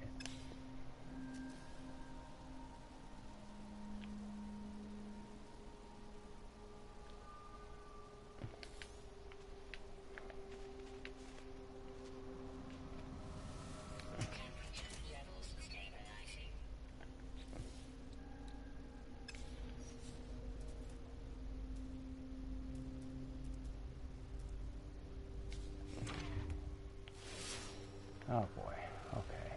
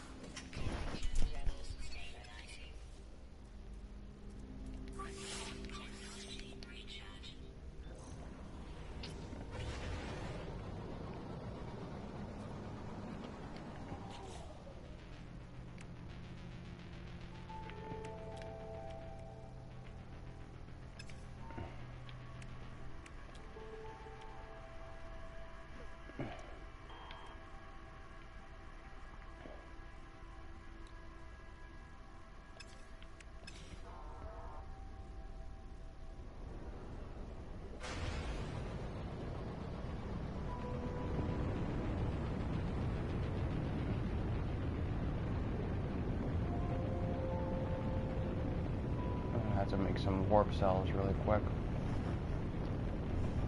It shouldn't take too long.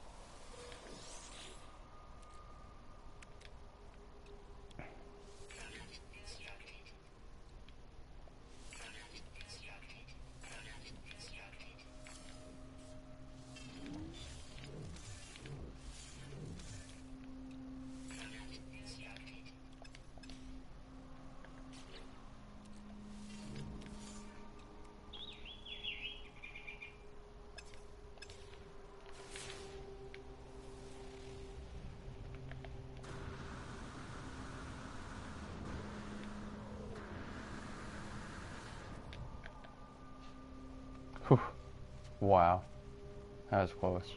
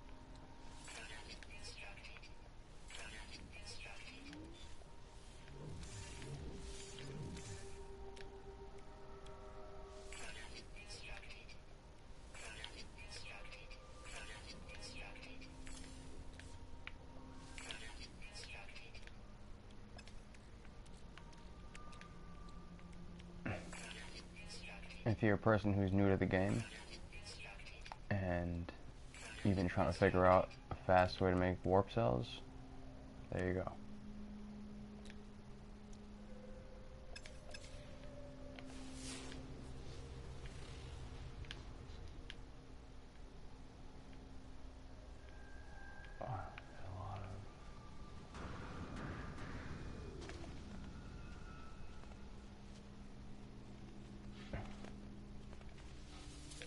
Pick up some of these bad boys.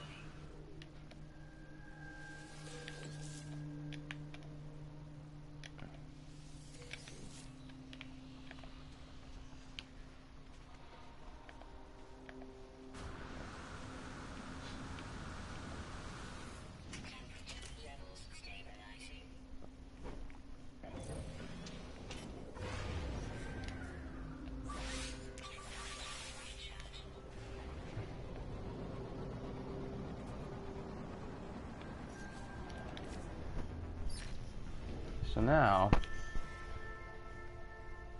I have to travel directly backwards and down.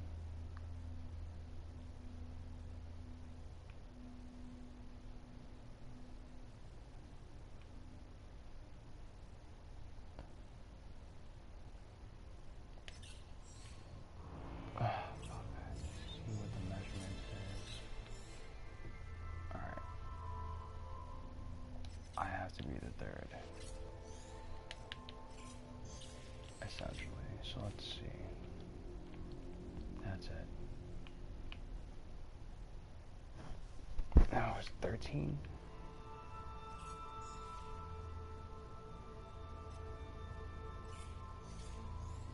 Holy shit.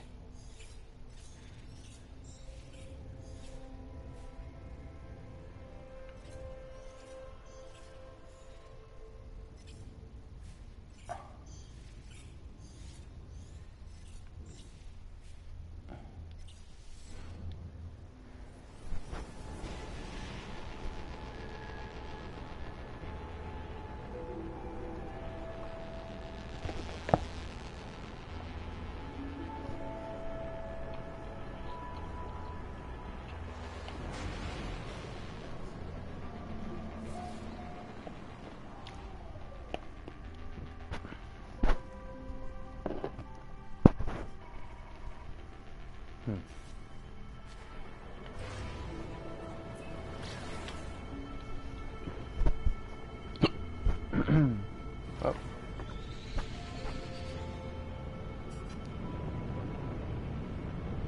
Got hiccups over here.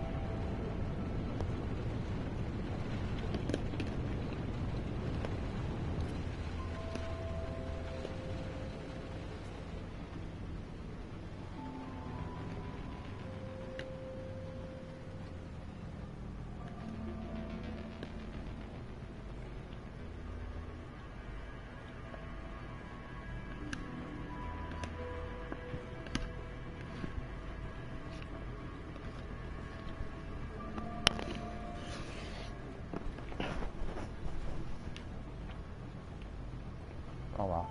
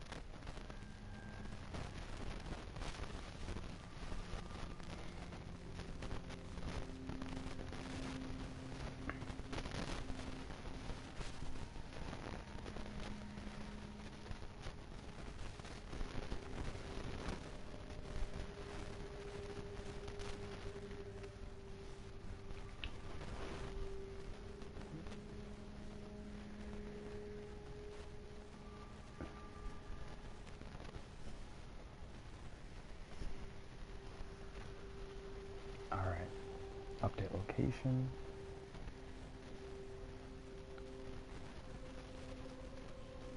No.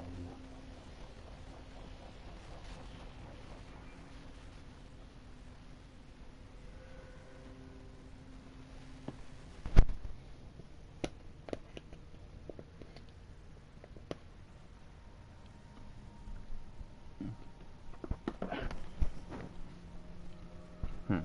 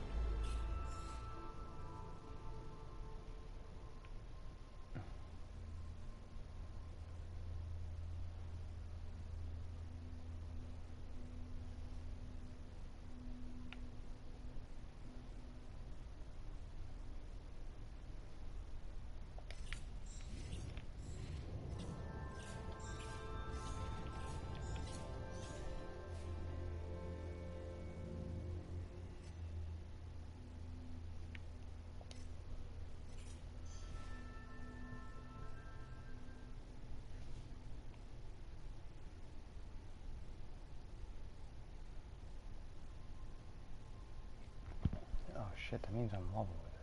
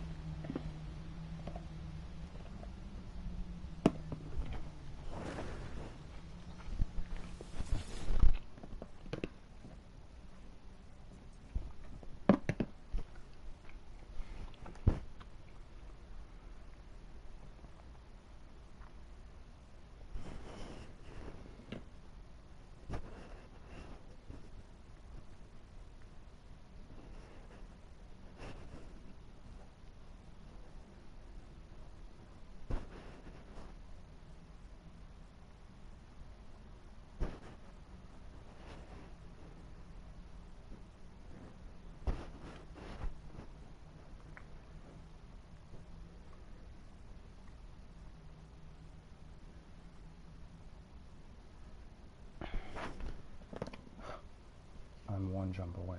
How?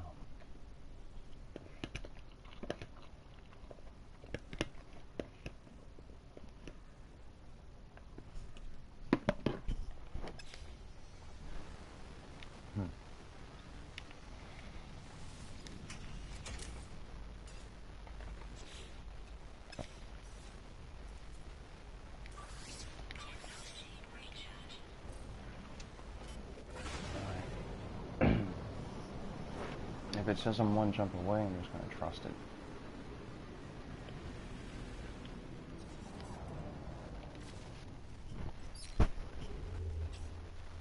I'm one jump away and I have to travel basically 180.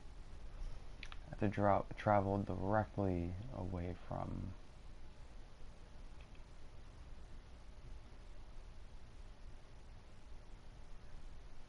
Right? So like that. More or less. And if I go...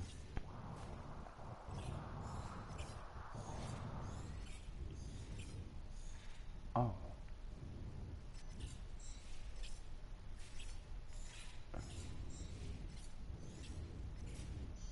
It said about this much.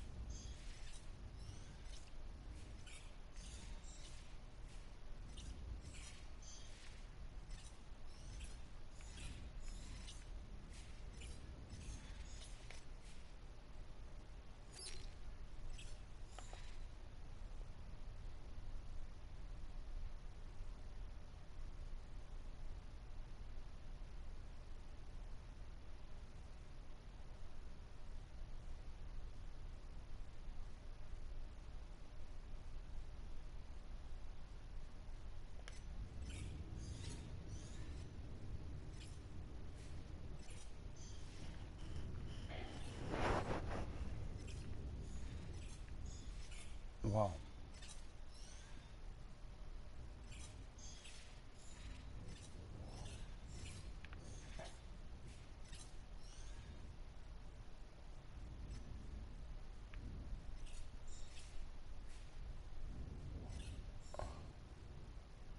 Seems like the spur is super close.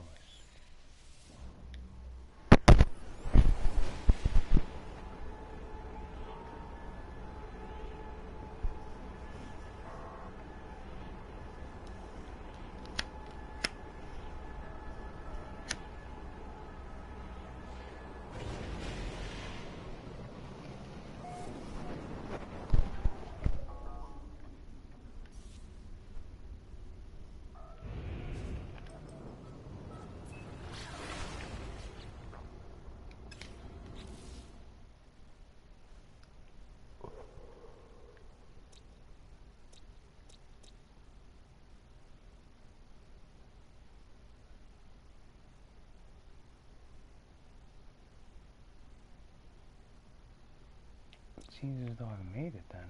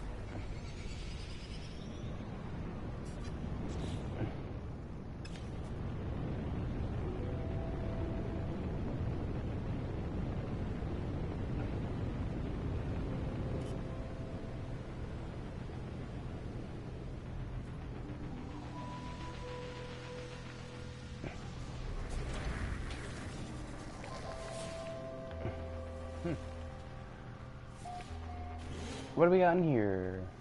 What's up, buddy? Just you and a console?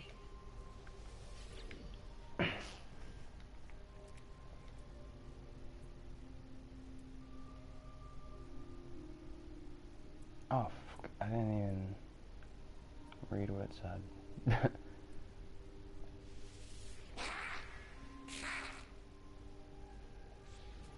What? Huh? Is this better? Come on.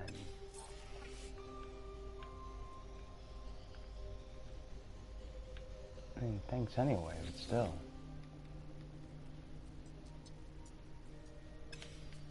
Alright, no, I didn't come here for this.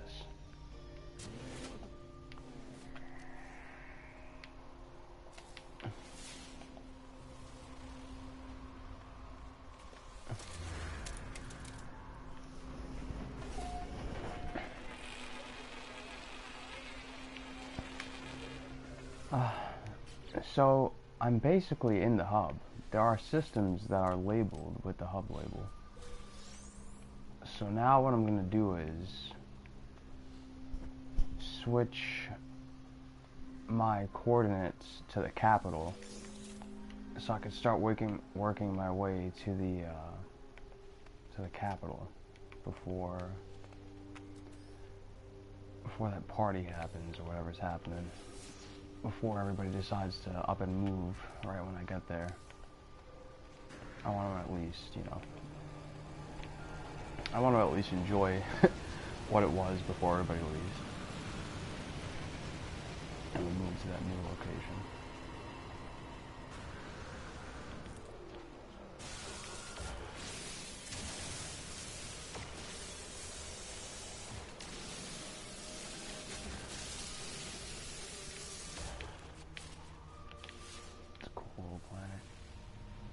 Looks nice.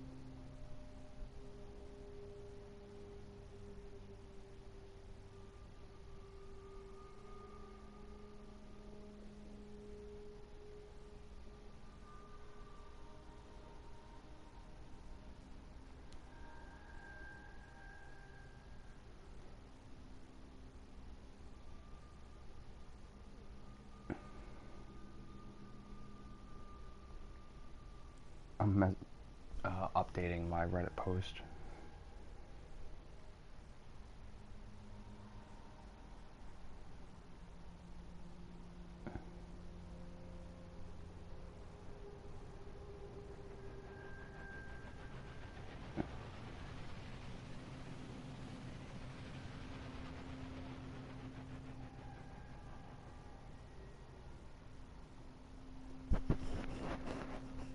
Oh, jeez.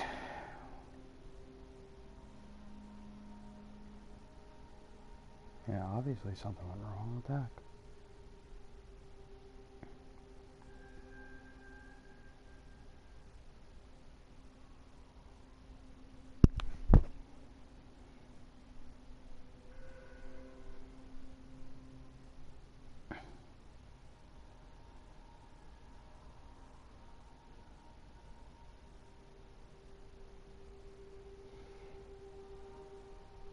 Nice. Alright.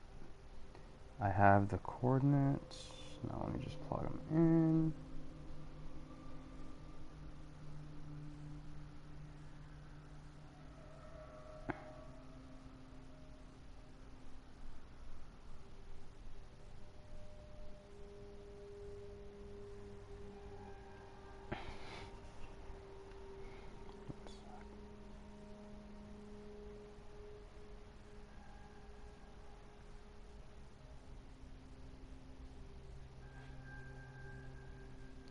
What the hell?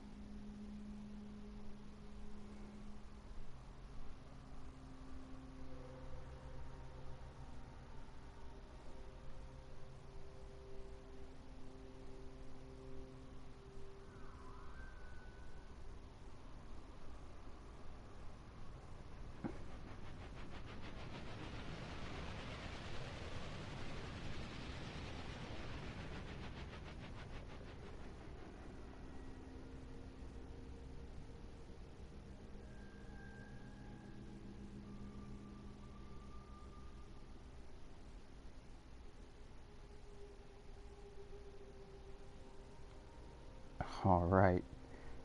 So I have the new location in for where the final that party is going to be, the 20th. So now I can plug this in, and then we'll really start to see in the ballpark of where I actually am.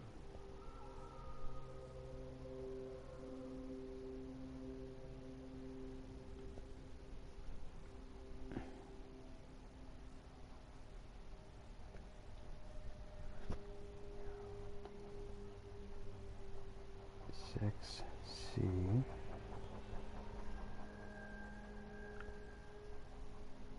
0 1 3 2. Yeah.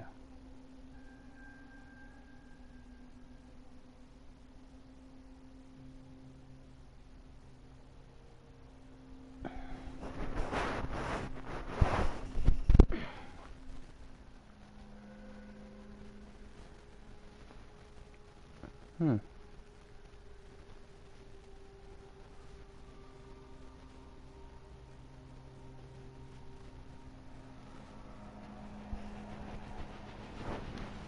I'm a region below, but I'm half a jump away.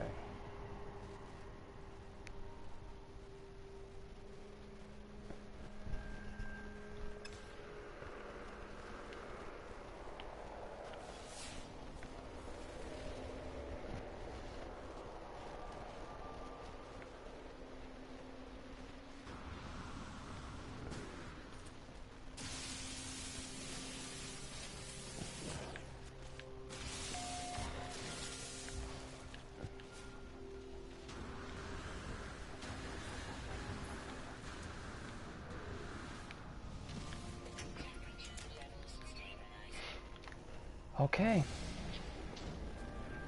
I think I'm basically there.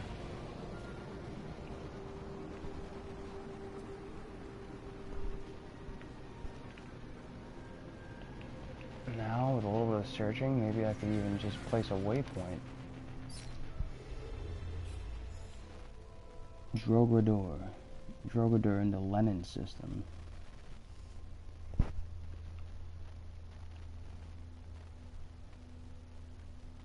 So it's saying I have to go up a bit more.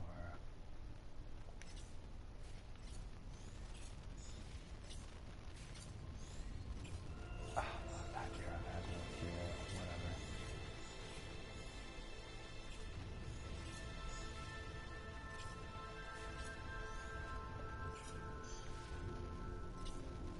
Ah,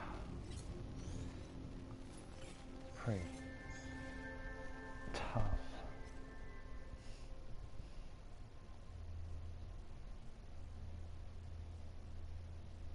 Wait, so I'm a region below? Yeah, I'm one region below. I need to do 24 degrees to the left of the center. And I'm 759 light years.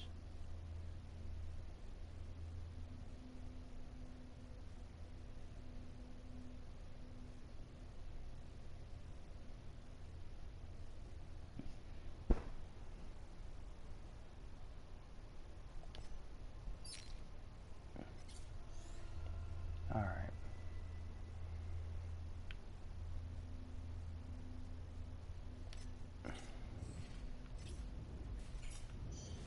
A region below, huh?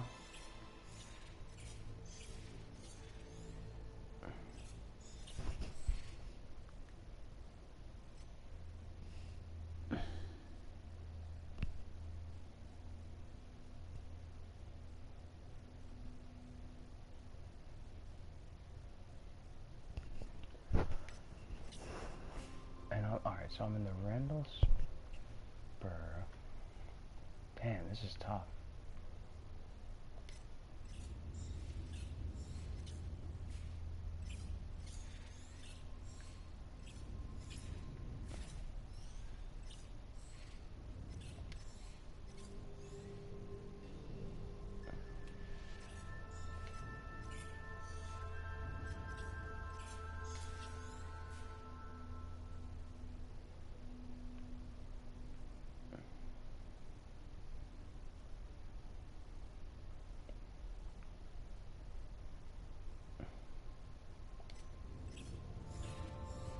Maybe it's this way.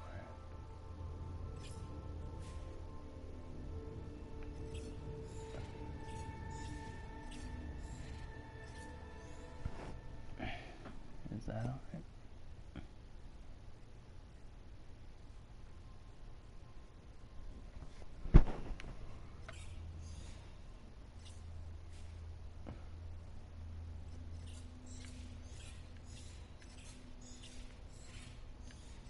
And where is... That's where I am now.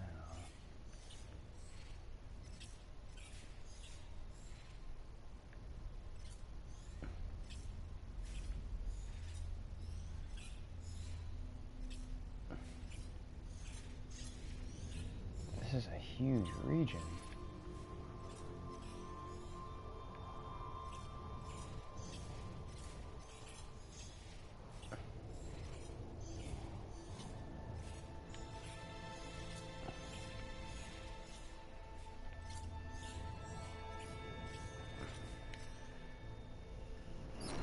Oh man, this is tough.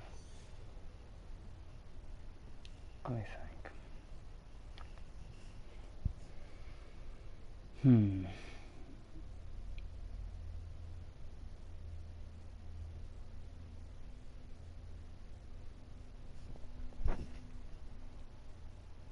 Alright, let's see.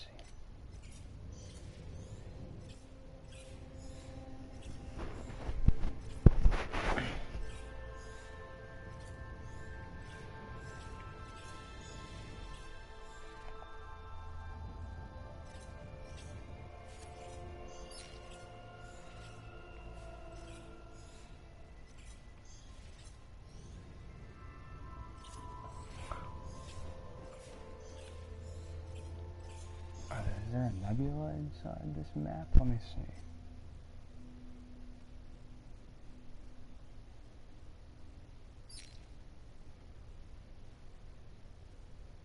No, there's a terminus, 2 expanses, and 1 adjunct, and a boundary.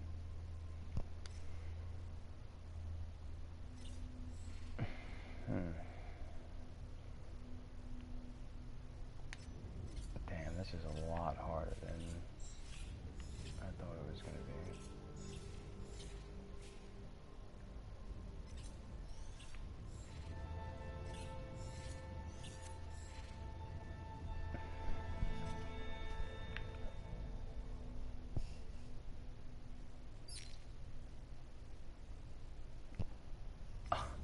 Jeez.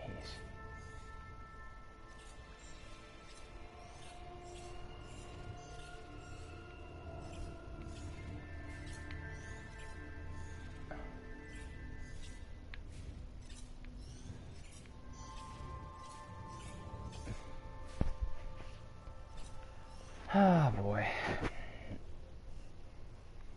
Hopefully I'll figure it out.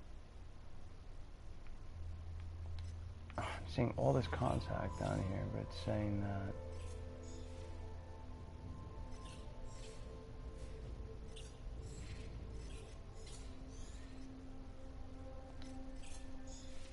wait a minute.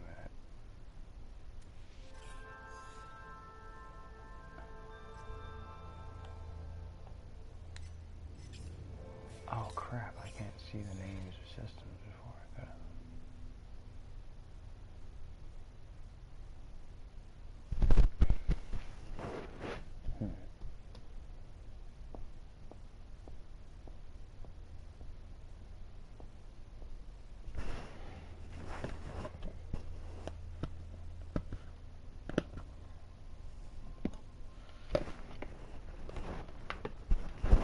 I have to wonder about the accuracy of this app.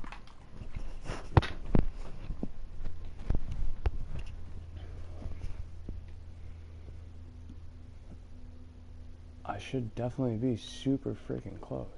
And it's saying I just gotta like go up a region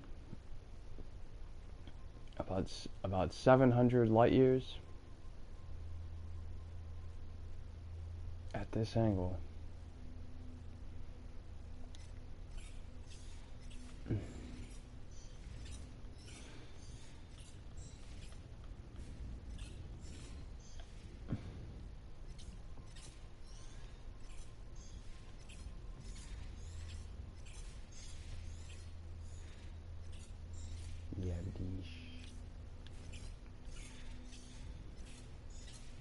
Like this cloud is where it's telling me to go, and this cloud is like stupid.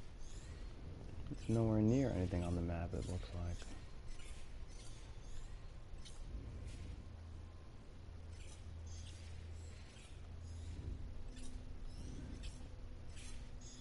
A conflux.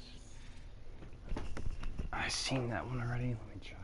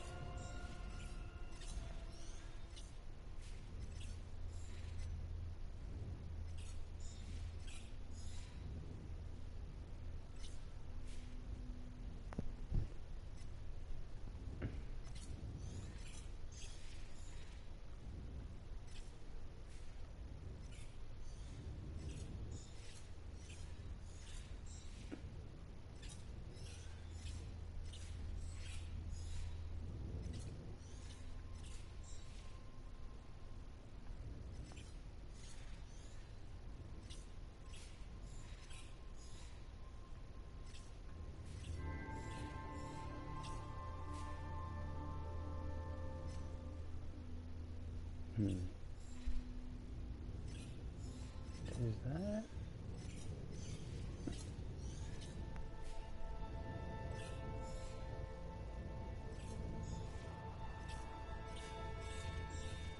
Oh yeah, I'm way far off. More I should have been. Chillax.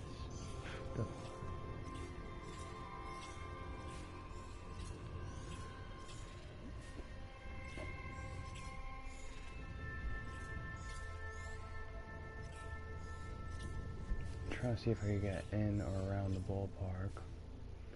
All these contacted ones, I feel like they should be in the hub area.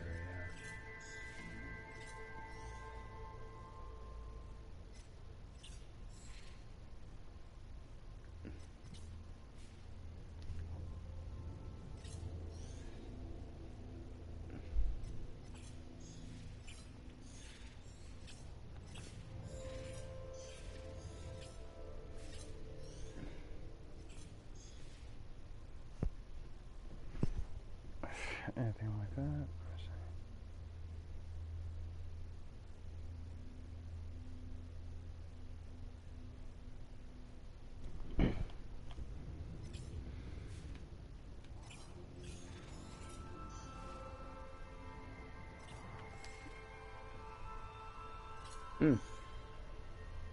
That was an interesting spot to end up in.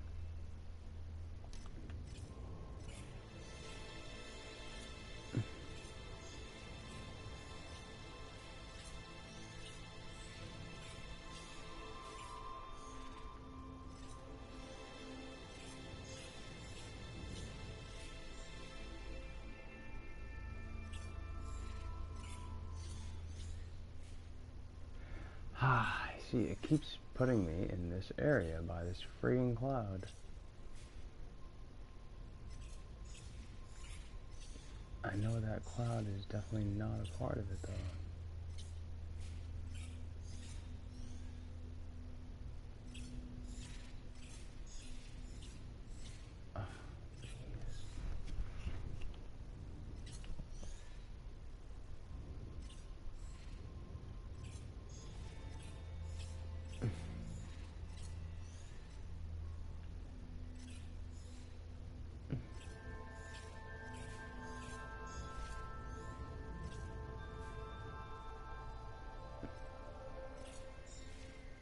Seems like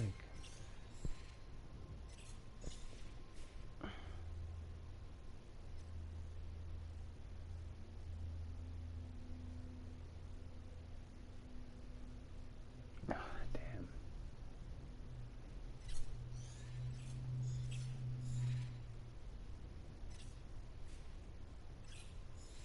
Quite a few contacts there.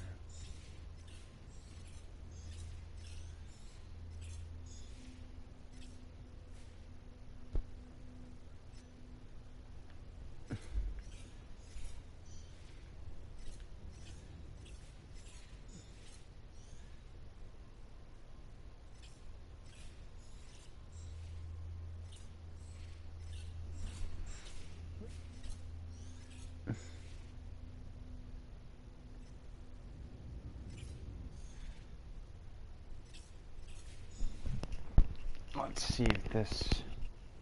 I don't think there was a fringe on the list, but...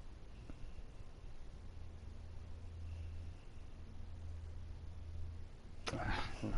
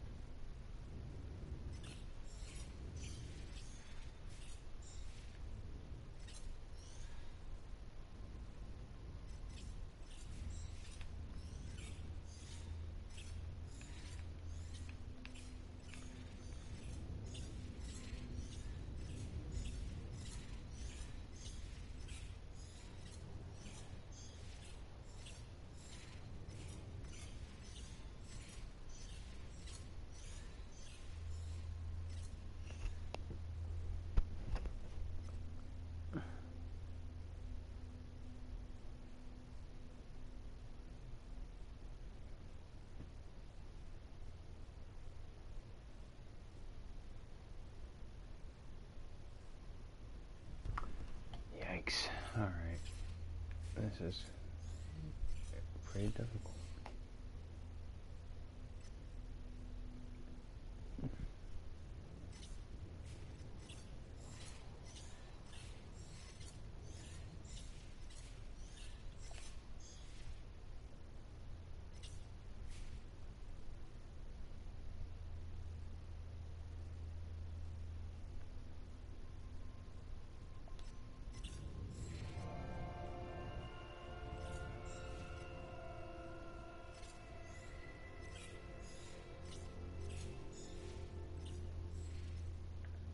This is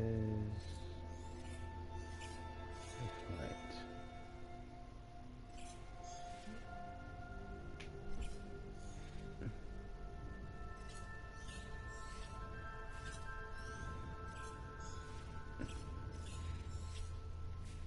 Oh fuck, I'm about to just go to this damn cloud.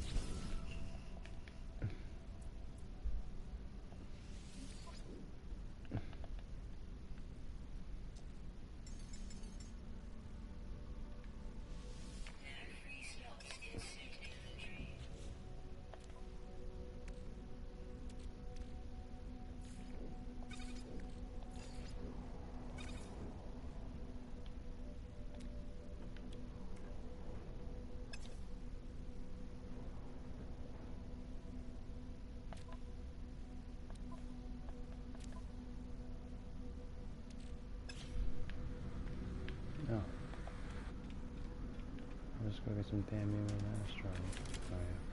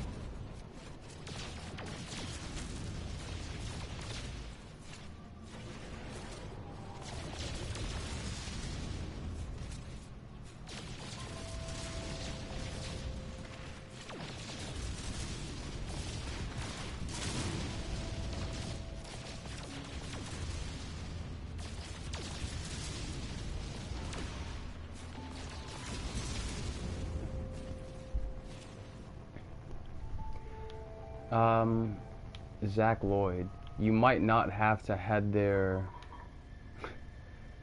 at all if you don't get there soon. On August 20th, I think is like their farewell sort of celebration that they're doing, and they're planning on moving to the center. So pretty soon the easiest way to get there is just going to be to head straight for the center.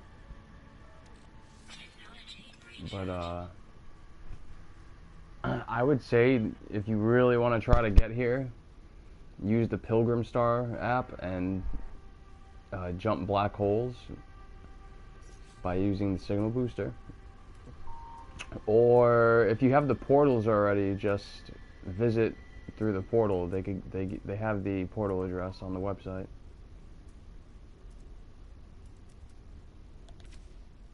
I'm about to make a jump. I'm having a really hard time figuring it out. So, like, you see all these areas that have been contacted around me.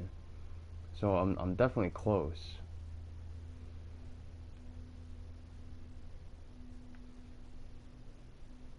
It said, yeah, use the Pilgrim Star app for sure.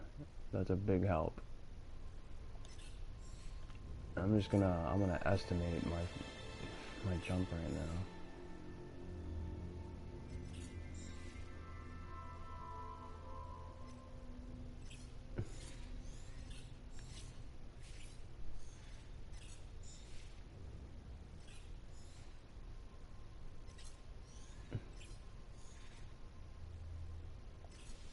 Yeah, screw it.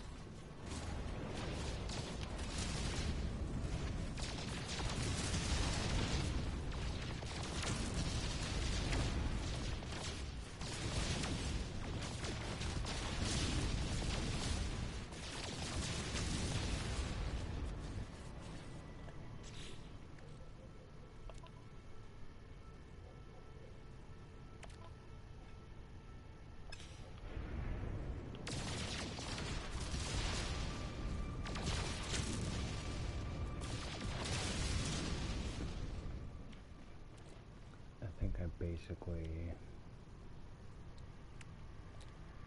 all right. So 4.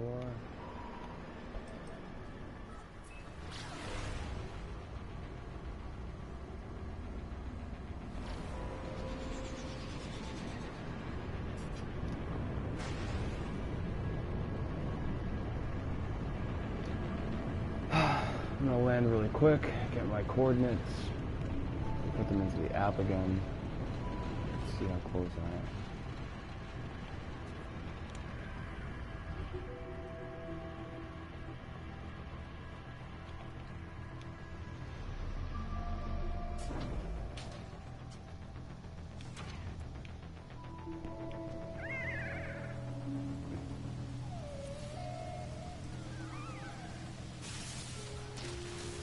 Take those things.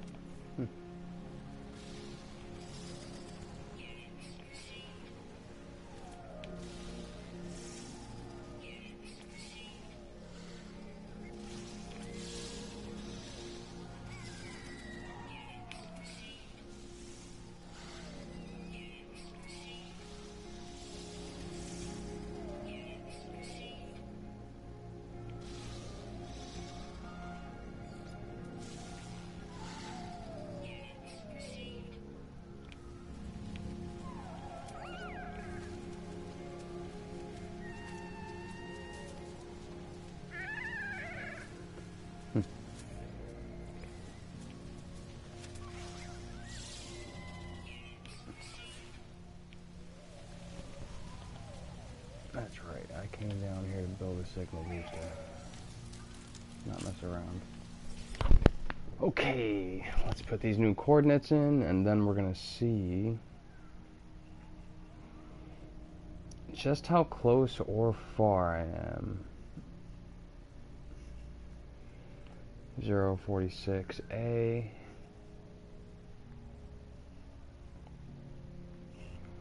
And 0082, that one's been consistent.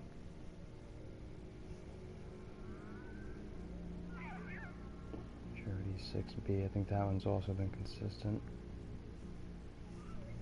And then the last one is one of the ones that hasn't been. 046, okay.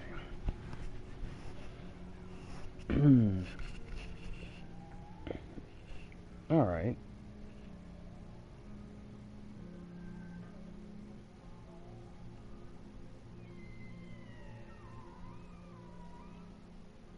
I guess I'm almost there. It's saying I'm pretty damn close.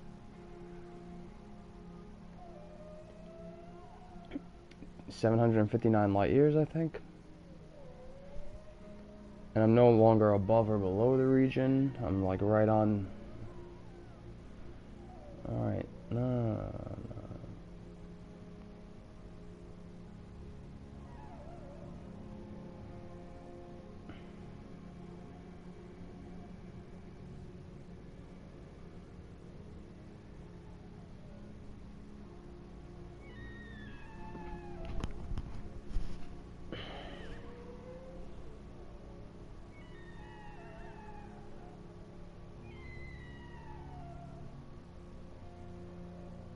Wait, what? I'm so confused by this.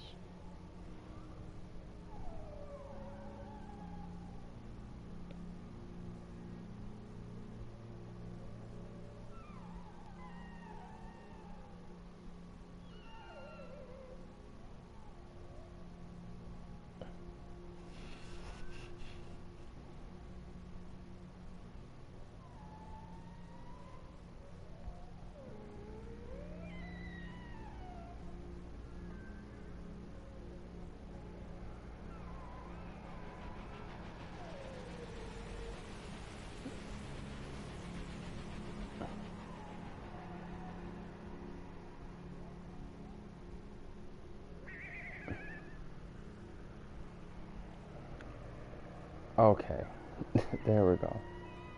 One jump. It says I'm one jump away.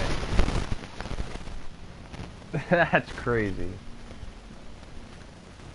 Yeah, I narrowed down my search options to one destination. Okay, so 979 light years.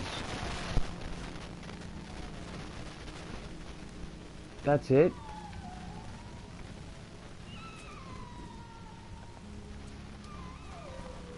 I just gotta go backwards 900. This is insane. Oh, that ain't happening. I'll plug that in.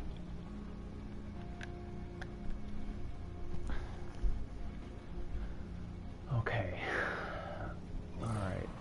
I think this is actually very possible that this is gonna happen. If not on this jump, the next one.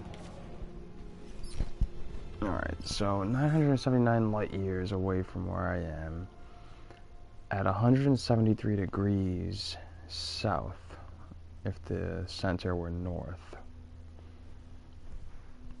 And I'm a region above.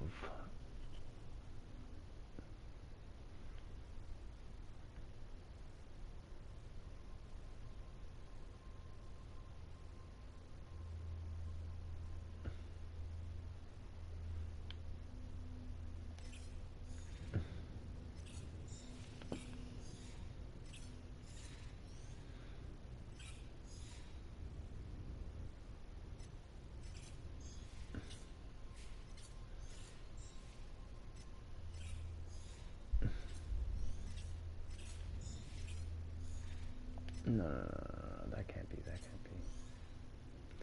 Let me try one more time, let me see.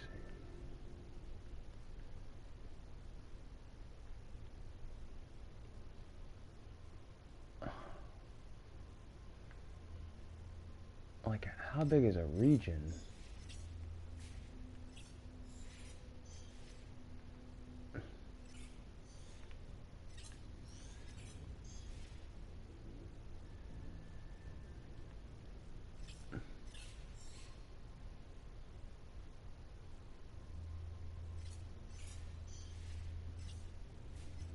What's that? You know, what are all these things? Oh, shit. That's all. Alright, so that's where I was. What?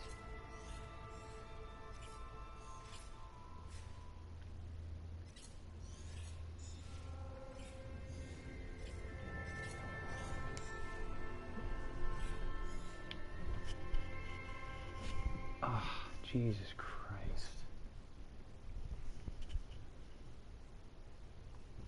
Why is this so difficult?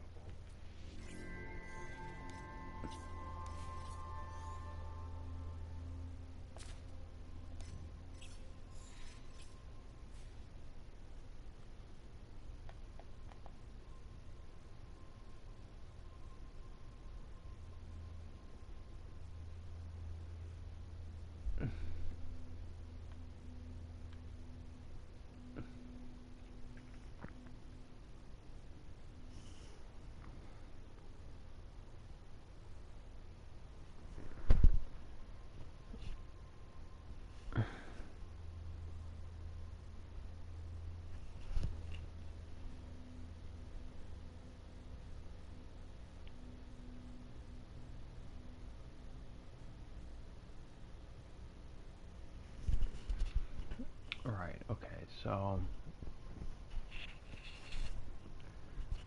Okay. Jesus. This is super difficult.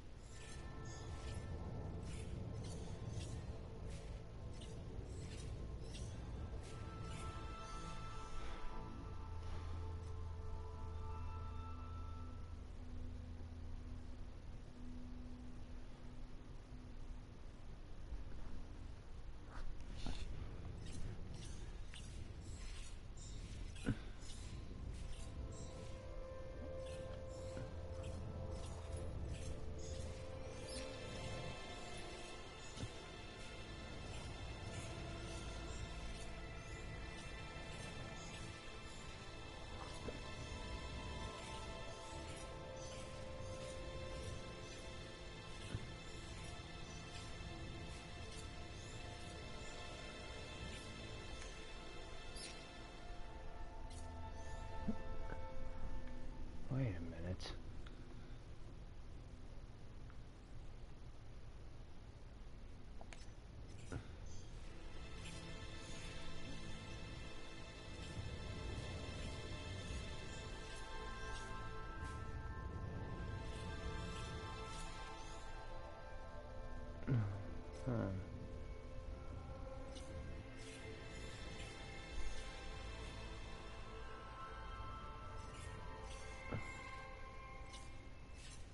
Oh wait, was that above or below? Alright, that was above, so.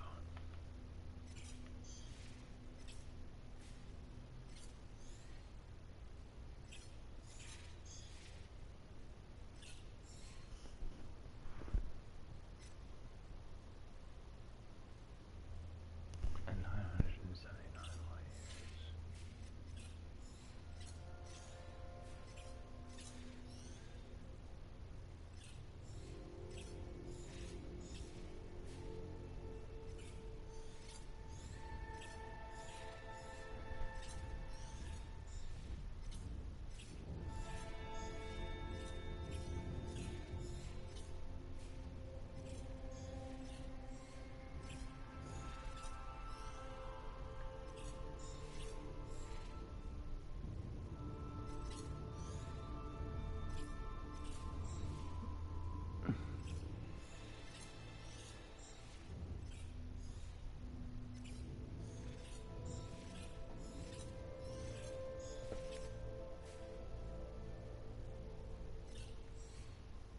And no, that was to the left a little bit.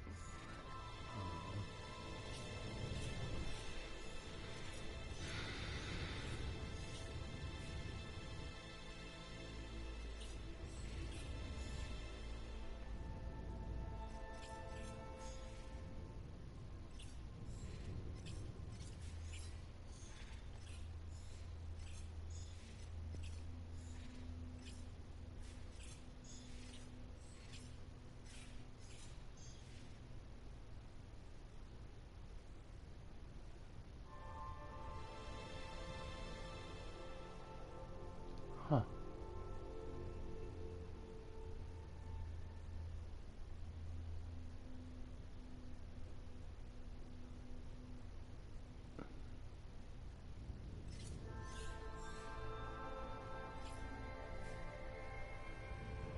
Oh shit.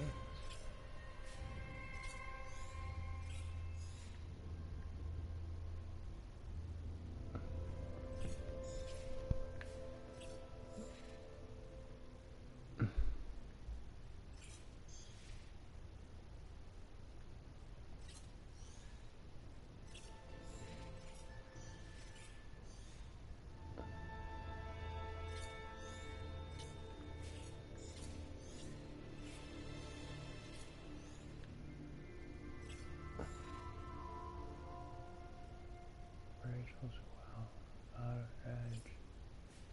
Rachel's sanctum.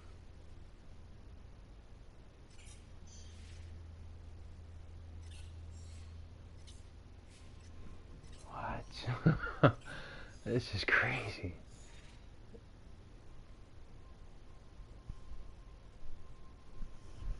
Alright. Huh.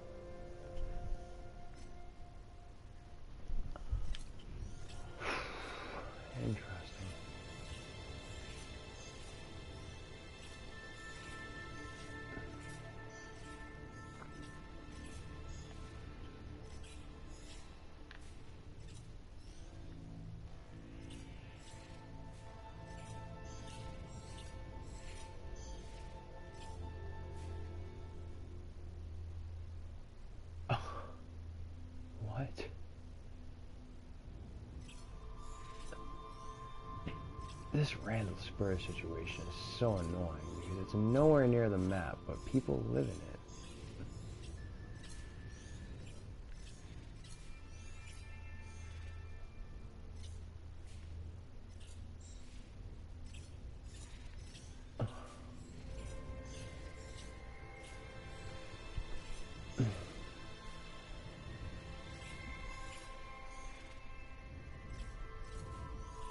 If I try to stay within the distance, it's saying that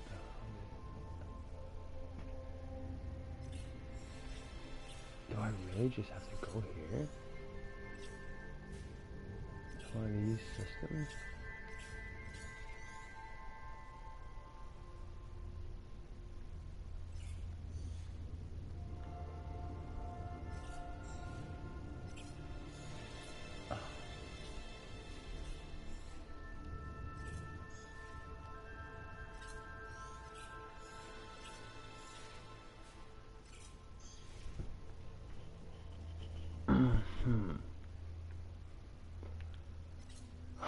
The Randall Spur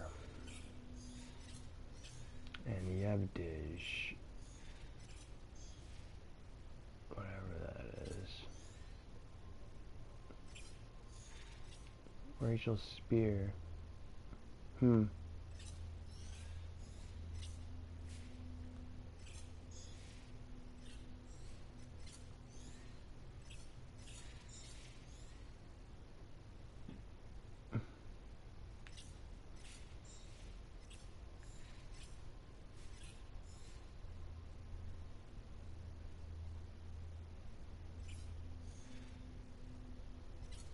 Does that say 25 light years?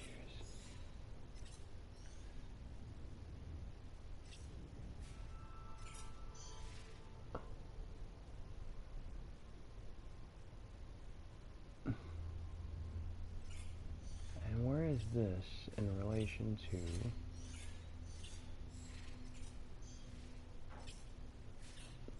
where I was?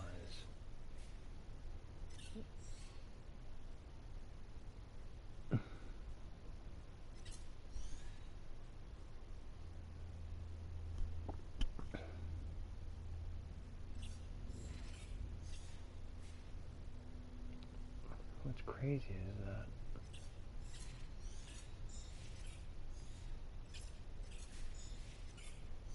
I'm discovering all this new shit.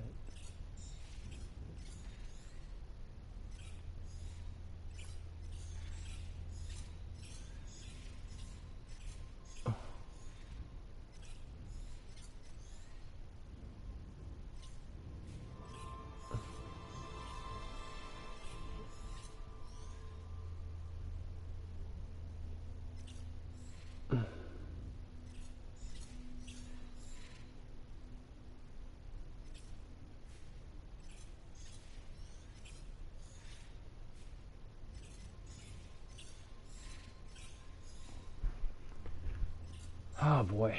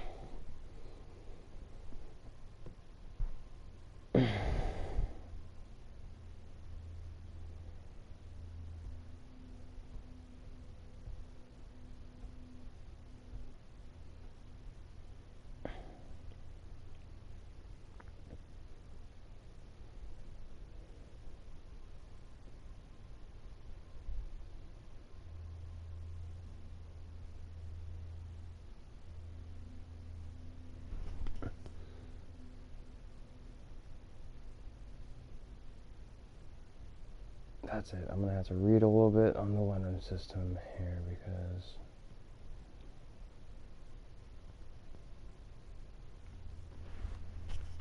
this is just crazy.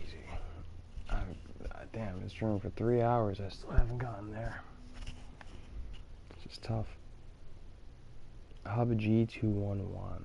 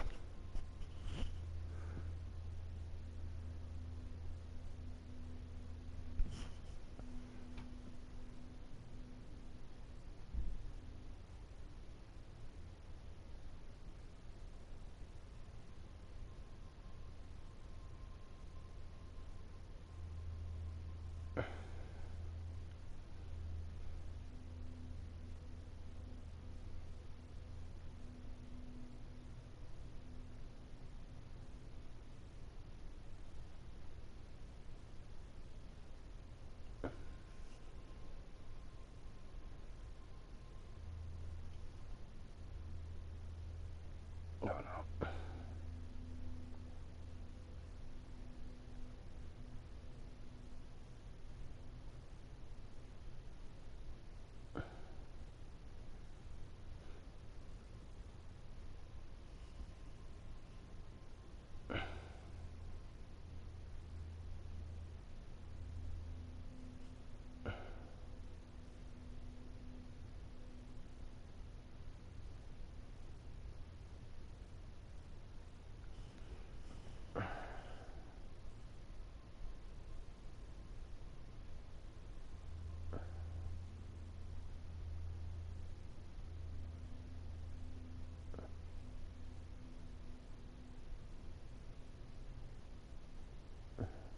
Hmm.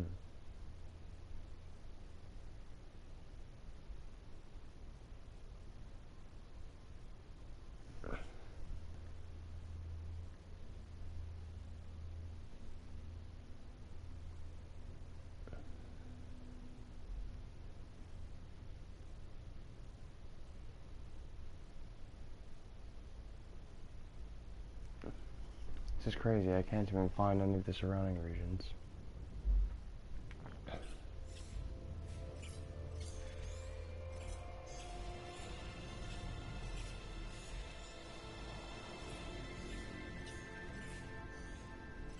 I need to see from the top down. What am I dealing with here?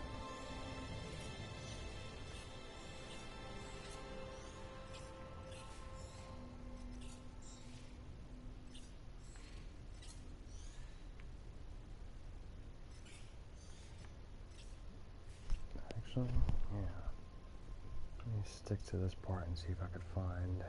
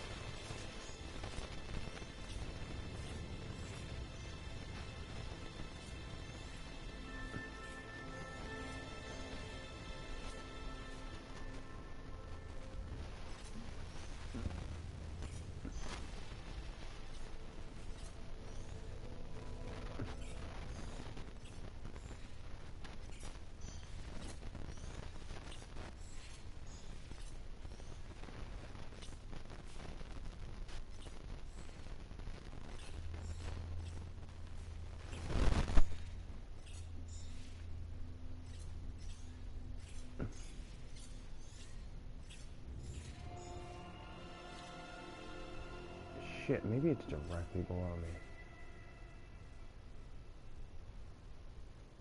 Like directly below.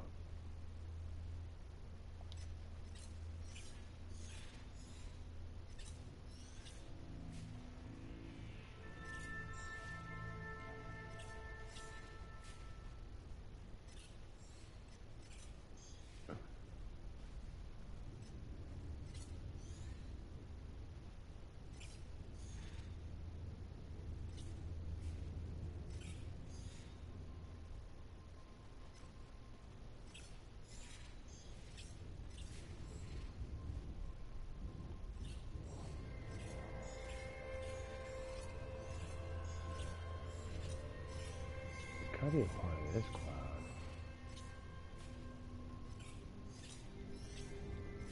Isn't it supposed to be orange?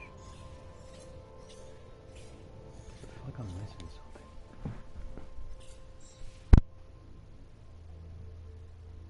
Really, really not seeing something here.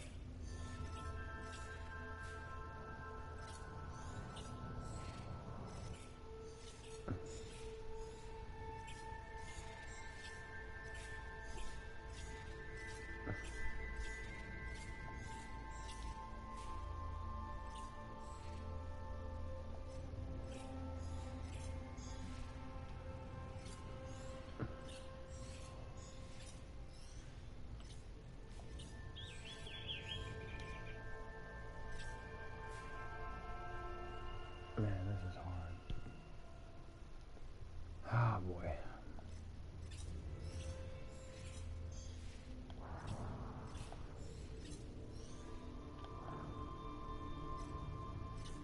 The spurs, it keeps leading me back and forth. Oh my god. Damn, this is annoying.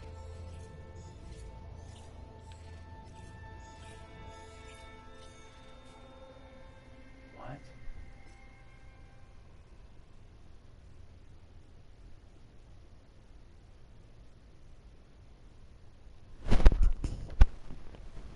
Why does this have such a similar name? Rento. Wait a minute.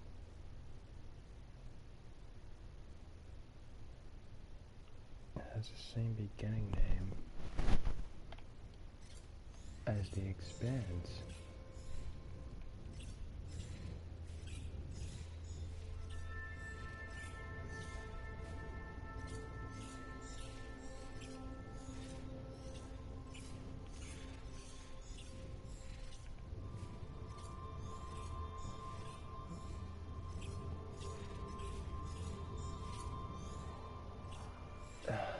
Oh.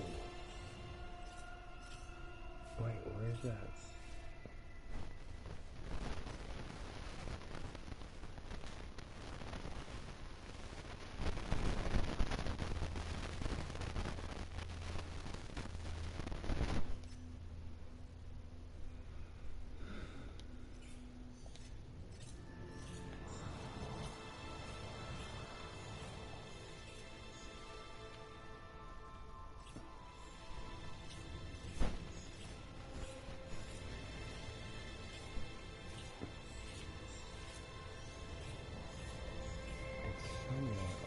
Here.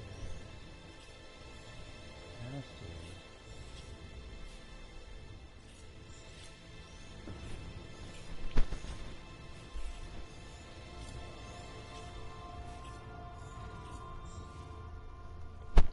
See, none of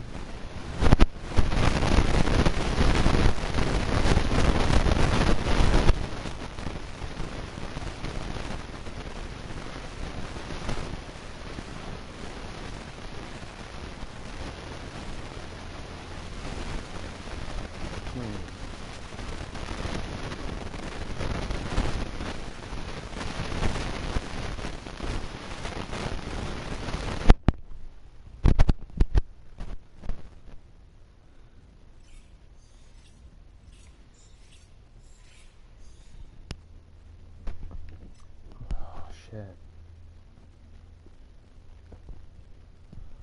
Oh shit, I think I found it.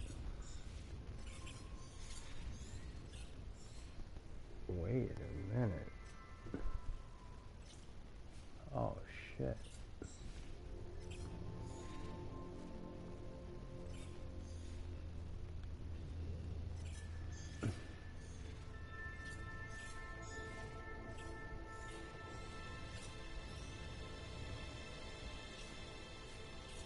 Alright, so it's the letter bell, and that's supposed to be next to whatever Fujibijibijibi is. This, it doesn't say sector on the map, but it's right next to, oh crap. There's a lot of people living here. I've at least been there.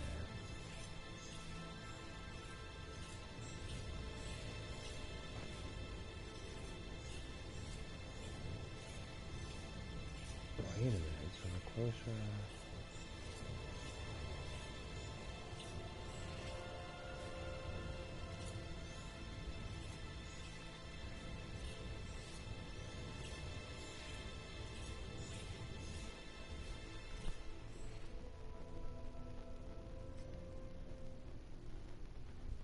And there's a terminus connected to them.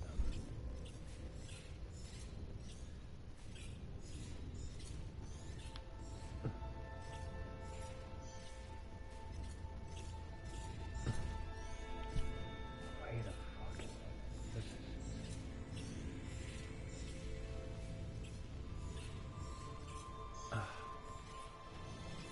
Can't be. Alright, so that's supposed to be run region below.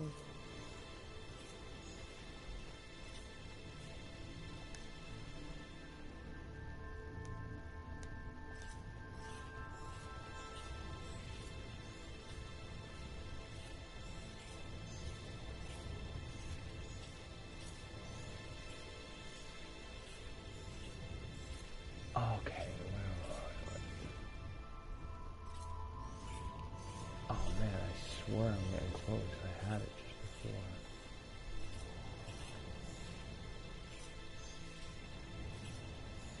I'm trying to find the name of this.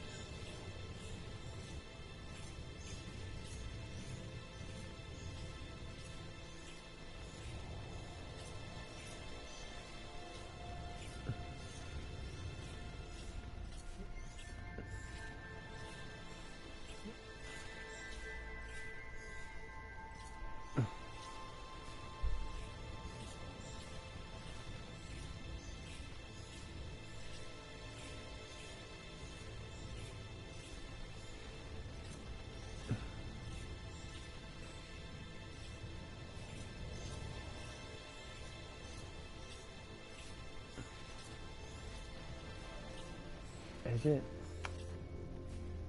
I swear to God, this has to be it.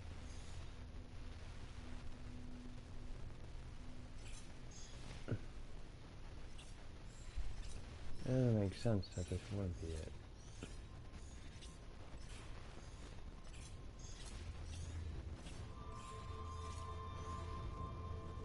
Oh, man.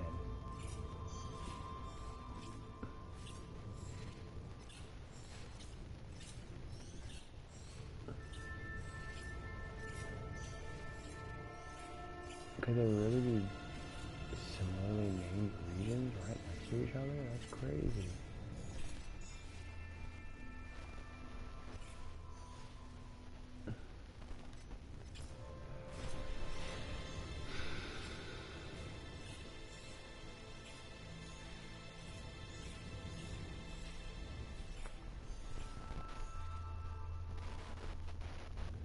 The spur. The spur is connected to...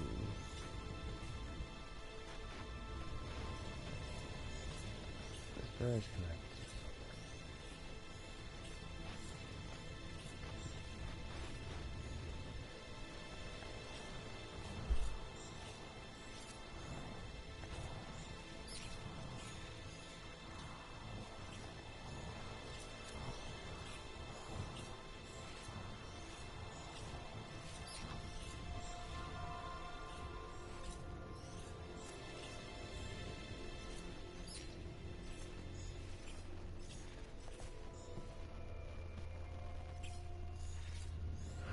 Fuck. Alright, so that is my position right there, right?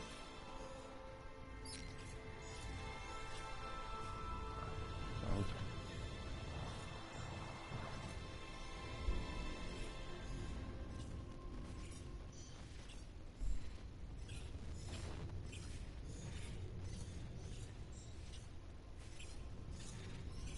I just don't get it.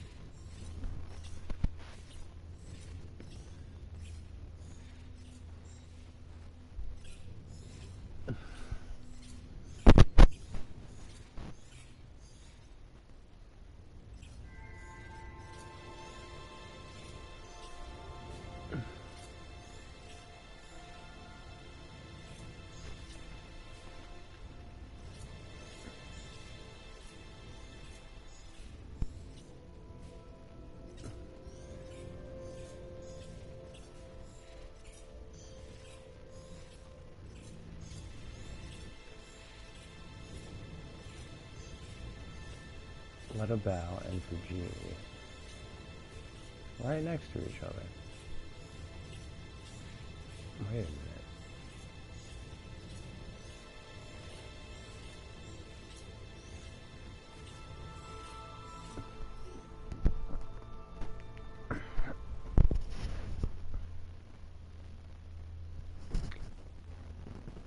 Oh shit! I found it.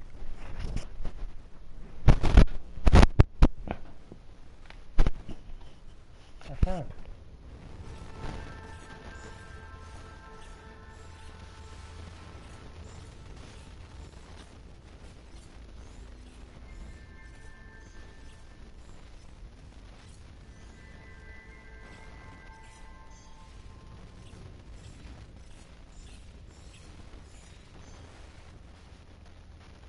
Oh shit, it really is inside.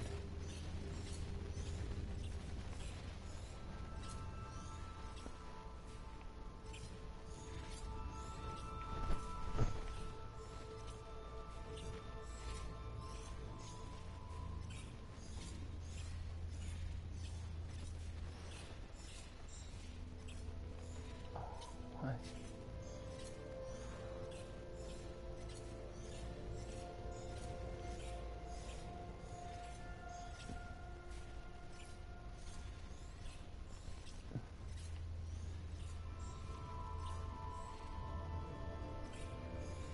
Alright, so if I'm in the red toe,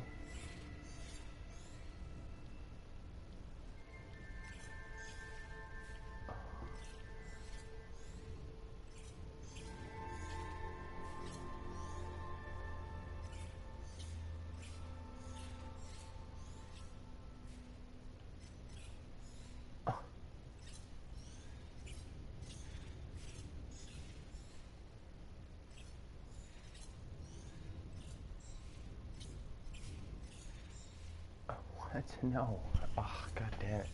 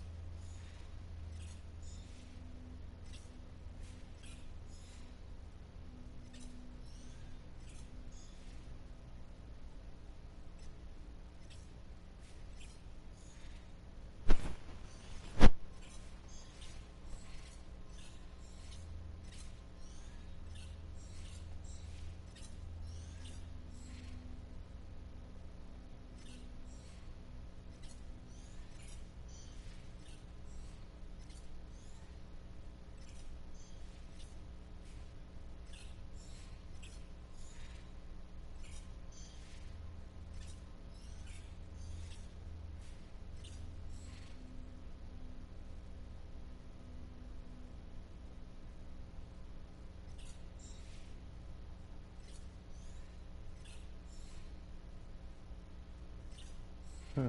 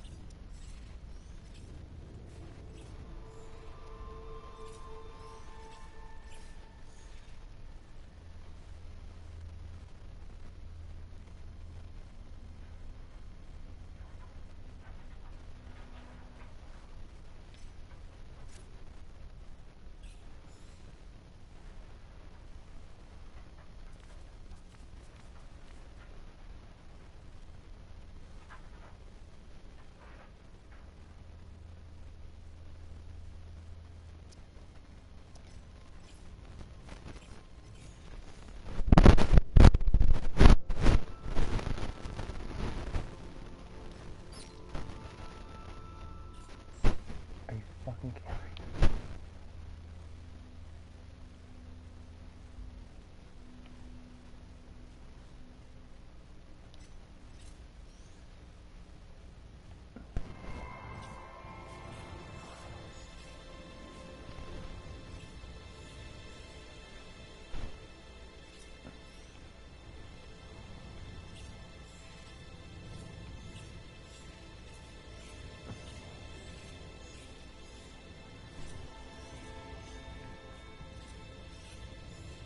Where is it?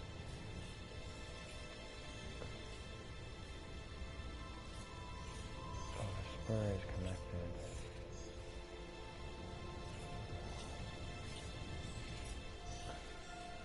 Big expanse.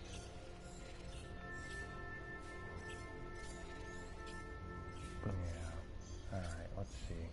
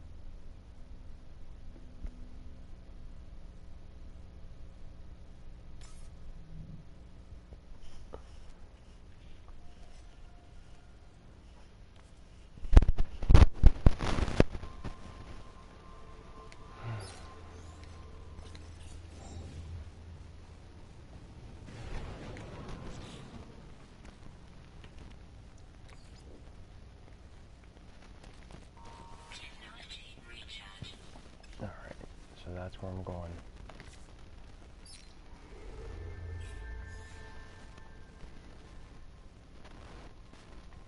It doesn't have the same name as the expanse. But damn.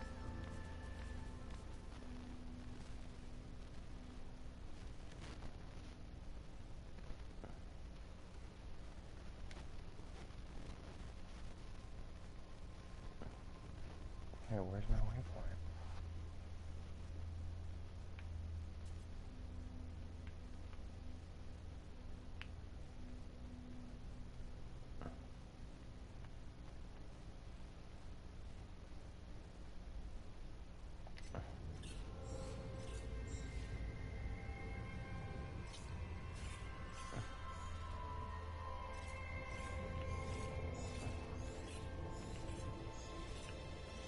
Oh, this can't be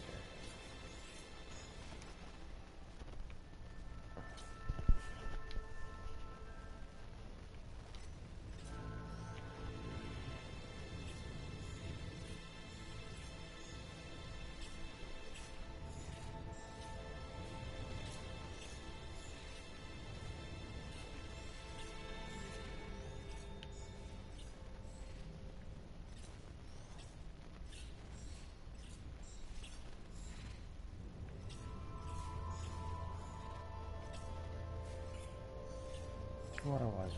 Where was it? God dang. There it is.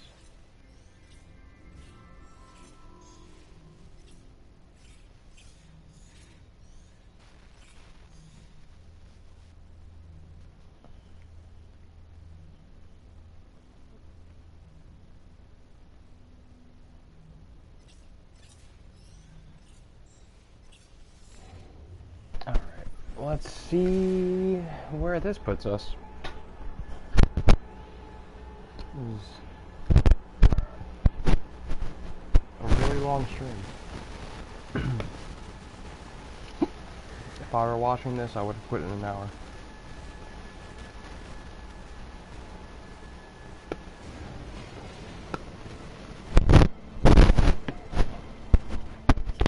Alright.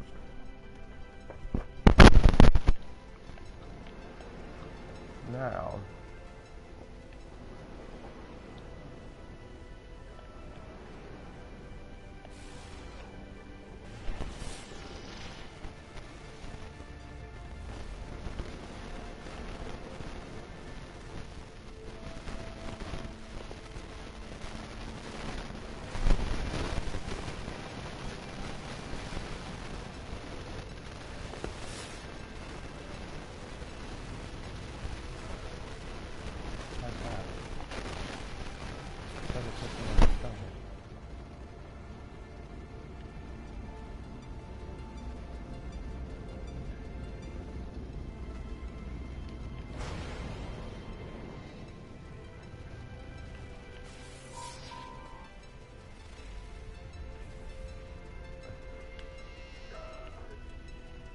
what does that say?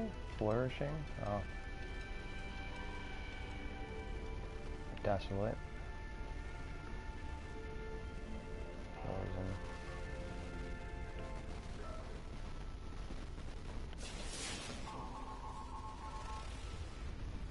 Nuclear.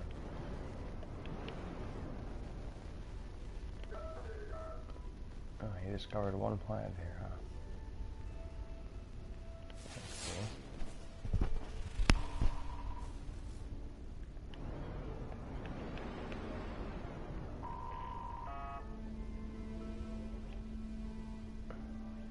Alright, well.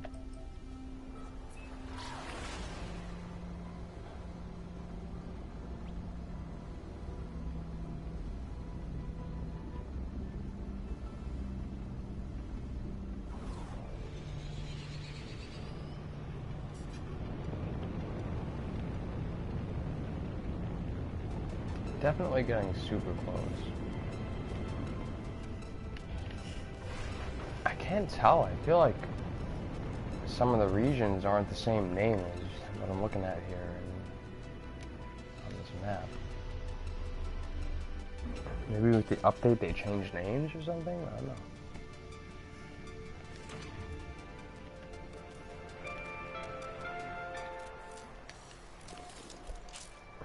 Alright, well now let's see. Let's see where the hell in space I am.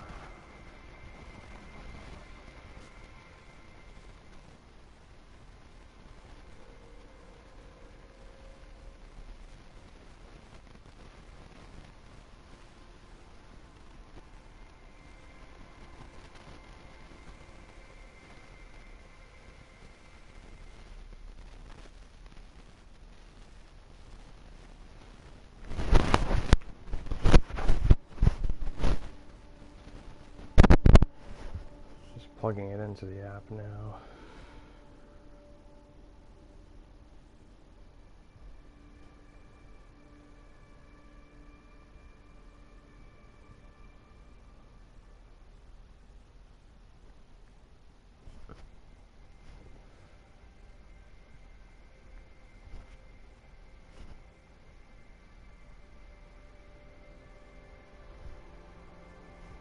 Is there already... Oh, 60? That's a big one.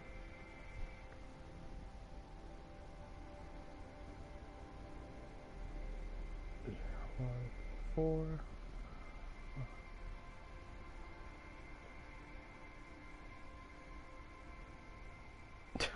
god, it says I have 0 jumps. What the fuck? It says I'm here, basically. What? Where the hell is Lennon? What the heck? I guess I made it to the hub.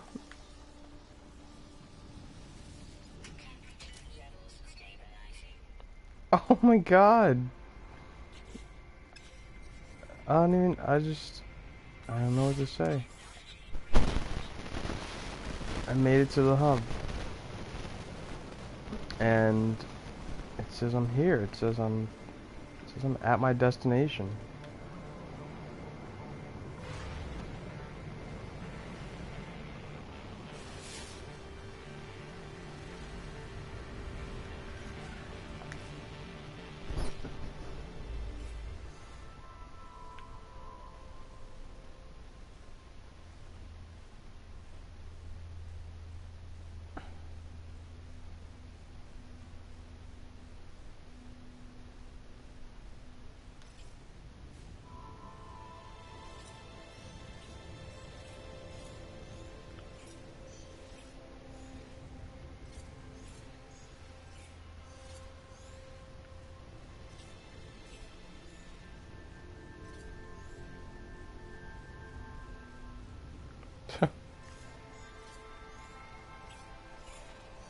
Well,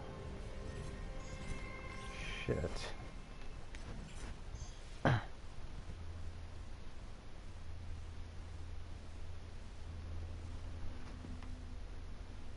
let's look at the map.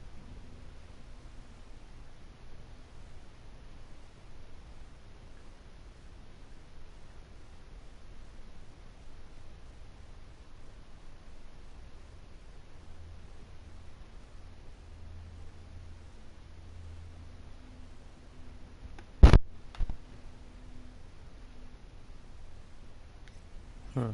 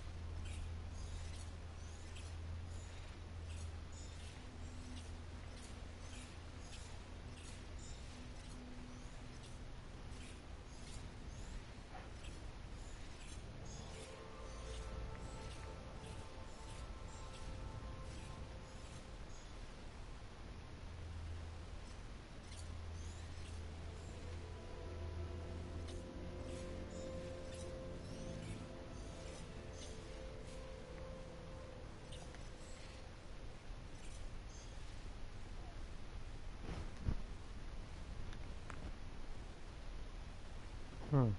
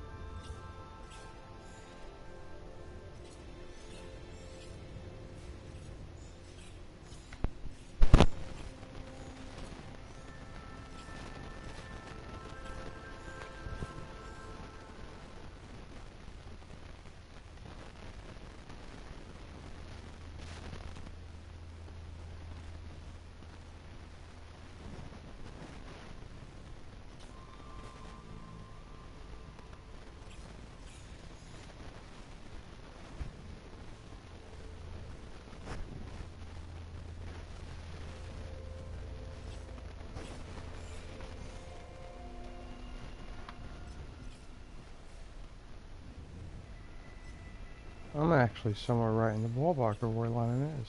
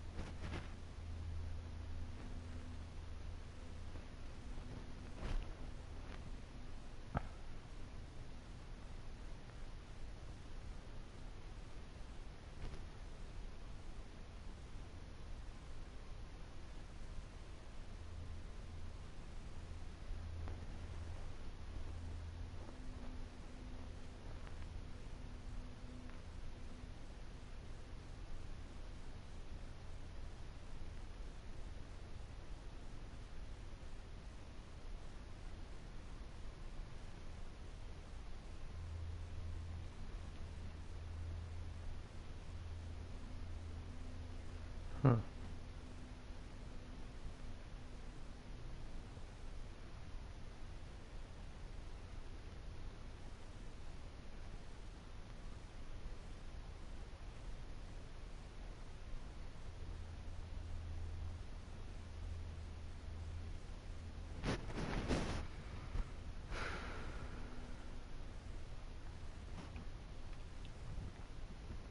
Damn. I'm really lost. I gotta be close.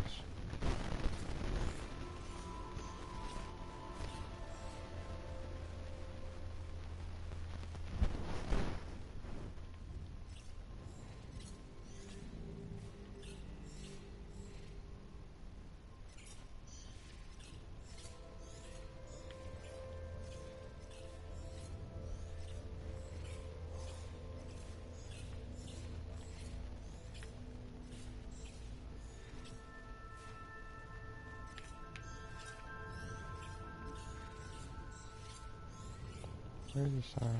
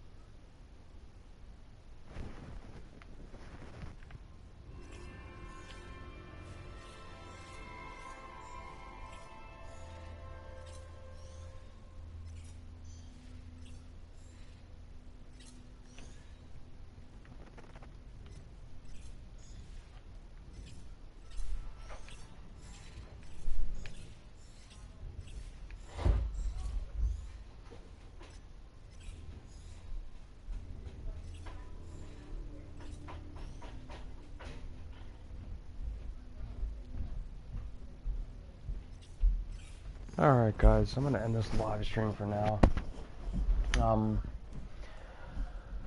If anybody has any tips for me, please let me know. If you notice any of the planets that I've been looking at, you know, a lot of these are in the hub system.